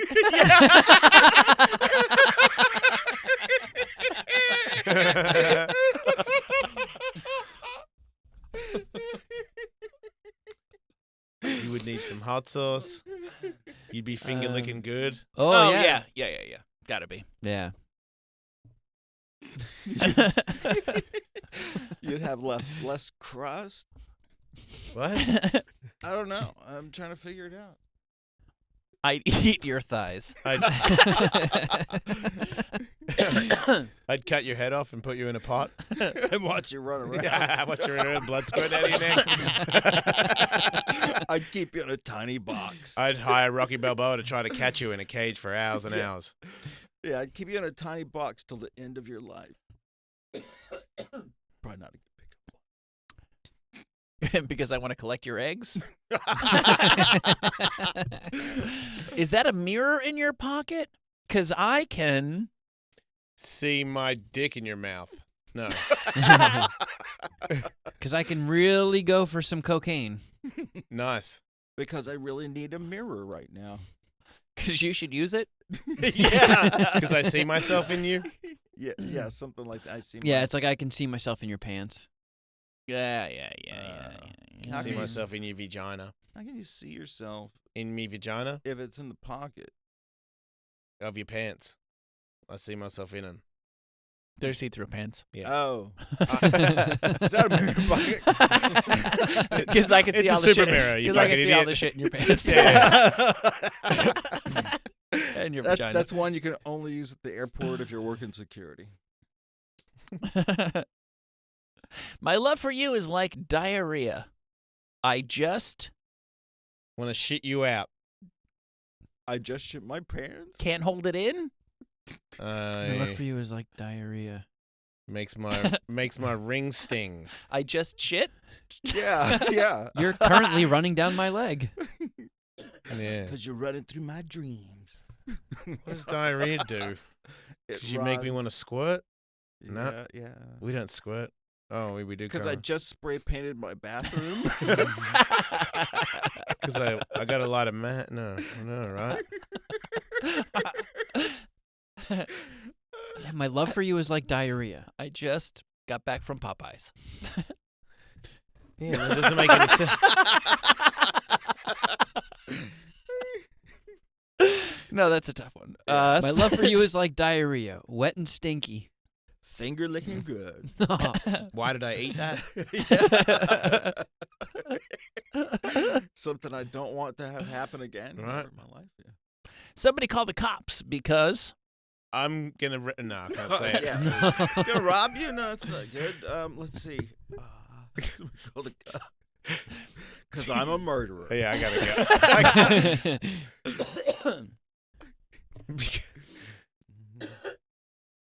So I got a dolphin I want you to meet. It looks like you've had your fair share of firemen. Wait, call it. I don't know. Because I'm going to burgle your booty. Because you look like a heroin addict? No. Somebody call the cops because I want to watch you have sex with cops. Ooh. I want to watch you gangbang the police force. Nice. I want to see you get batoned. Oh my God. I want to snap. I want to watch police brutality. No. No. Yeah, this one's taking me to all the wrong places. Yeah, handcuffs. Yeah, all that. I'm about to. Yeah, you just stole my heart, right? Yes. Oh, gotta be. Yeah.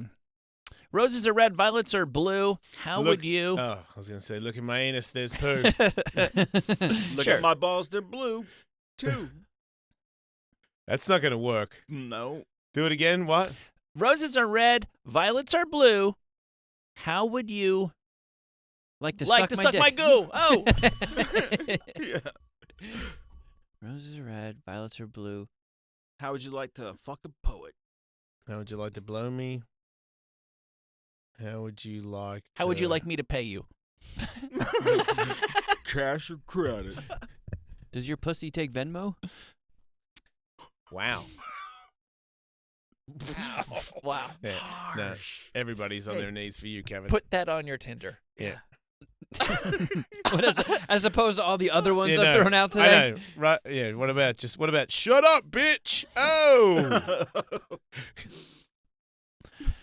Stupid. As soon as you say violets are red, you're fucked. Yeah. Oh my God. Yeah. I've had these all day. Just let me know when you want to stop. Are you a cat? Because I'm looking for some new pussy. It's not gonna work. I'm an animal control officer, and I'm taking you with me in my van. Because I eat pussy like Alf? Yeah, I was gonna. Oh, I'm Elf. Because I'm unable to tell the difference between people and cats. Due to a rare disorder. The only way I can tell is if you tell me flat out you're not a cat. Look, man. Otherwise, I really like you. I really feel like we have something here. I'll tell Be you, honest with me. I'm not I'm not an animal fucker. Are you a cat? Because holy shit, talking cat. Here's my card. I want to be your manager. Yeah. Yep. Hello, my baby. Can you sing or dance by chance?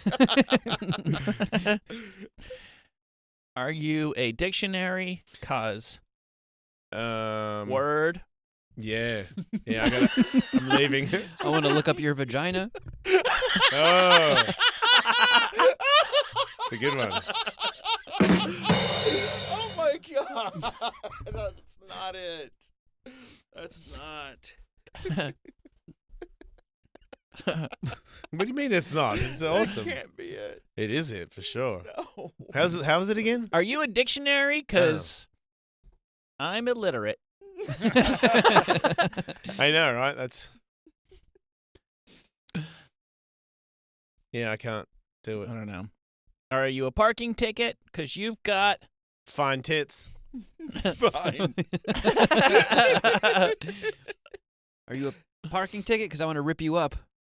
Ooh, that's some heavy talk, man. You barely know her. She could take that the wrong way. Because I just found you laying on top of my car. Because you're going to be the cause of me going to court. Naughty vag.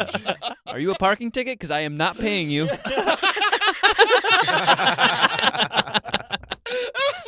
Yep. Oh my God. That's fair. Are you a parking ticket? Because I get a lot of them since I live in this car. They get off my hood. Oh, good times, good times. Yeah. Yeah, let's do more of those someday. Yeah, you might want to use some of those on Halloween. That's coming up tomorrow. Okay. Right? Yeah. Oh, I forgot to say the Jason gonna be Ellis here? channel Oh. has Halloween stuff on it all day and night tomorrow. Oh, sweet. Is it your annual spooktacular, Will? Yeah, it's the Jason Ellis Spooktacular. Wait, what? I don't know what it is. It's just a bunch of stuff like, Rob Zombie and, some psychics and ghost people and such on your channel. On the app. Like if Oh. you go search Jason Ellis, you can get a whole channel of 24-hour Jason Ellis. Isn't there a bunch of videos as well, Lindsay, that just went up? Yeah, we have a ton of videos, like the snake video that someone said that they didn't know that it was up. Like all the Logan Paul clips. So the snake video is up. Yeah. Yeah. Boy, those were big snakes. You in a bear suit. Yeah, My favorite. And because The I rap saw battle, somebody say too. Logan Paul's not up there, and then I typed it in. Yes, it is. You just type in Jason Ellis show, and it shows all that stuff if you have the app. Also, Yeah, I've been finding it by just searching Jason Ellis video. Yeah, that's what I do. Oh, okay. Jason Yeah. Ellis video. That gets you right there. There's a link we can put out again that actually takes you right there. I find it works pretty well. Cool. Yeah. Okay. All right. Yeah, I was showing people at my sister's wedding a whole bunch of stuff from the show. It's pretty fucking good easy stuff. as shit. Yeah, it looks great. Yeah. It's edited really well. The picture quality's awesome. There weren't any streaming problems. And I had really shitty service, too. It was awesome. Yeah, it's nice. They put names up when people talk. You know who the people are and stuff. Like it's a professional thing or something. I know. Crazy. It's crazy that we sound surprised, but Yeah. I'm on the internet right now, so I'm pretty. Wow. I'm titillated all the time. You were on the internet, and Sigmund Freud was on cocaine. Well, all the time or just every now and then after work? No, he used it a lot. Was it better back then? Well, it probably was easier to get clean stuff if it was less widespread. There'd be less reason for people to like step on it, right? Yeah, especially if that was before baby powder was invented. Right. So you didn't mix it with anything? It would have been just like its purest cocaine era. He was one of many medical professionals of his day. This is the late 1800s, who believed it was a new cure-all wonder drug, an antidepressant, etc. So he was really into it, and then he told everybody else that they should get really into it. And then he started to notice that, believe it or not, there's a small downside to cocaine. Oh, he found that, huh? And that's when he told everybody that they should stop doing coke. He'd been wrong, except he didn't. Yeah, because that's why he was telling everybody to stop, because he was like, holy shit, I can't stop. Because I like to party? Everybody right. should try and stop. Okay, he's worried that they were going to take all his supply. Used it extensively for 12 years until mysteriously stopping the day after his father's funeral. Red Dragons! That might have had something to do with it. Probably not a coincidence. Charles Dickens, one of the greatest writers in the English language, was apparently known to dabble in opium. Like the flower? Yeah, he smoked it with a hookah. Yeah. Isn't that just like kind of smoking weed a little bit? A little bit. I remember getting my hands on some opium when I was in college, and it was just like black slime, and I don't know. Didn't taste all that great. I wasn't really feeling it. It made that whole Wizard of Oz group fall asleep. Oh, That's yeah. right. Oh, puppies, puppies. Puppies will put them to sleep. Oh, who's this? The The evil witch. Yeah. They were like, oh, there's Emerald City. Let's go to it. And they're like, a field full of poppies. Boom. Everybody's out. Oh. Yeah, If they all only got it were strung that out on simple. heroin. Yeah, I've gotten my hands on poppies and couldn't get it to do a damn thing. Right? Yeah, it's not easy. One more lie from the Wizard of Oz. Yeah. You got to have a junkie friend if you want that to work out. Speaking of junkies, Winston Churchill is one of the great men of the 20th century, and he was also really into barbiturates. What's that? They're like, we talk about these from time to time. They're depressants. What's the street name? Oh, like alcohol? All right. That's a depressant. You know, they're like in the... What else is that? In the, like, the Quaalude. Yeah, they don't kinda have world. those anymore. How do you get a barbiturate that isn't booze now? Which one is it? I don't know. What one's it called? Well, all the Vicodin, blah, blah, blah. Oh, okay. Those ones. Oh, okay. He had crazy depression. He talked about his... Self-medicated. His black dog. Mm. Oh, yeah. And he became hopelessly dependent on, these are names of pills, I guess, majors, minors, reds, greens, Yeah. and Lord Morans. Yeah. Red Oh, birds, man. I want some Lord Morans. I Yellow would daisies, Totally be down for some Ray, you Lord know about Morans. that? green clovers. Sounds cool, man. Now I'm it's okay, though. horseshoes. Horseshoes. Horseshoes? They have horseshoes Yeah, now? now they have Oh, horseshoes. man. Wow. And then there's this guy. Can you get a picture of Leonid Brezhnev? Brezhnev, Brezhnev. He was also into barbiturates. But even more important than quitting those, he really just needed somebody to take care of his unibrow. Oh! Wow. Why would you not do one? Man, did That's he? Brezhnev, yeah. It's Yeah. like he groomed them to do that. Isn't that crazy? He was one of the leaders of the Soviet Union. That is, he is related to a donkey or something. Like that's an animal. He has an animal face. Yeah. Those eyebrows are It's animal. incredible. Yeah. It looks like an owl died on its back, just right in the middle of his head. And then he combed them up. Yeah, because that's the other thing. He's like, nah. Watch. You think that's bad? Watch me comb them up to make it even 10 times more intense that I have a giant eyebrow. Yeah, he leaned into him. Hard. Imagine what his grundle looked like. Oh, come Oh. on. Why? Why did you do that? You Man, remember that guy, Will? Kind of a crazy, Yeah, Brezhnev. kind of a crazy looking dude. When he was younger, he definitely had the. It reminds me of you ever see Into the Dragon, the bad guy in Into the Dragon that owned the island. the guy with the claw Yes, hand. yeah. Yeah, he had the same haircut when he was younger. It was like a very it's an evil man. He just had the evilest face. It's just like a criminal. It's almost like a fake person. Right, like if you were gonna cast somebody to be the head to of be an a bad evil man? empire. Yeah, it's insane. In Now. a James Bond movie, that would be Yeah, definitely the he's bad guy. perfect. Thomas Edison is known. What did as, he do? He invented a phone or something? He did not invent the phone. That's Alexander Electricity? Graham Bell. That's Tesla?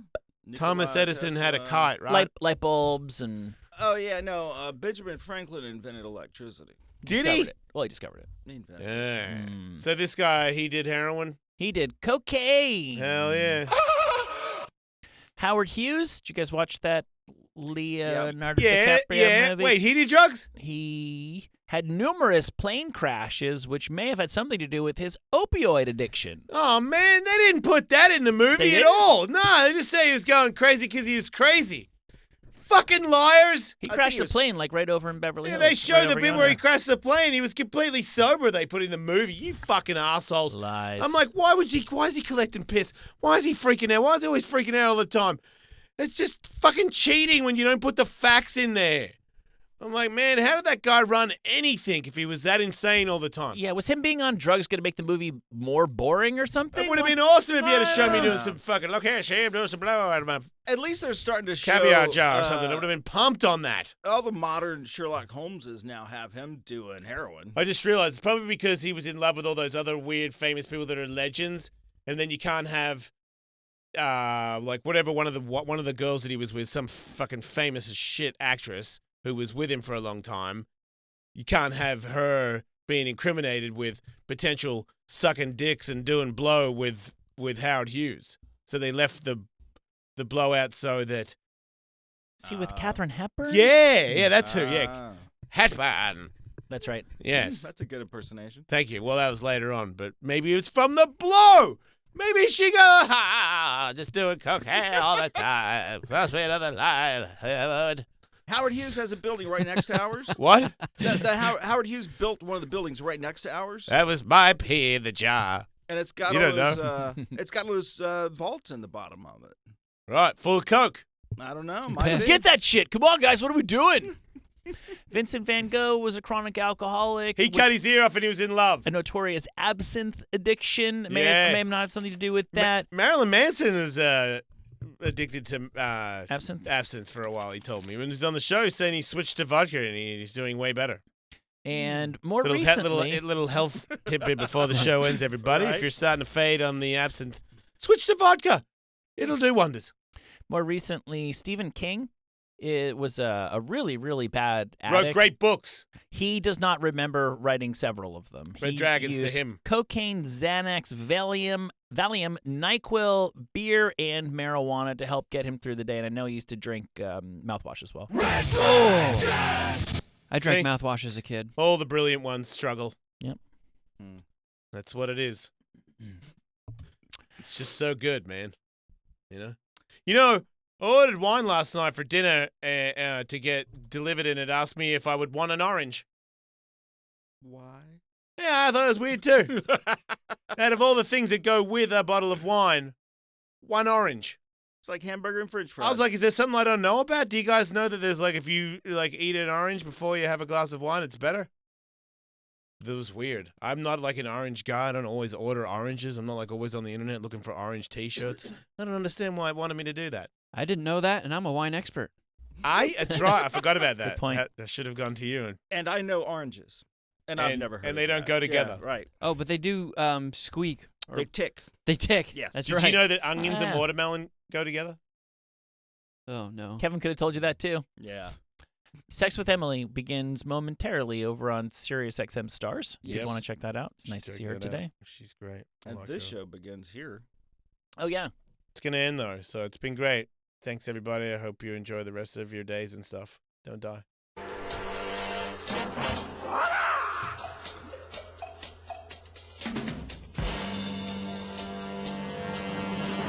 The King of the Afternoons isn't just on the radio. Get the stinger away from me!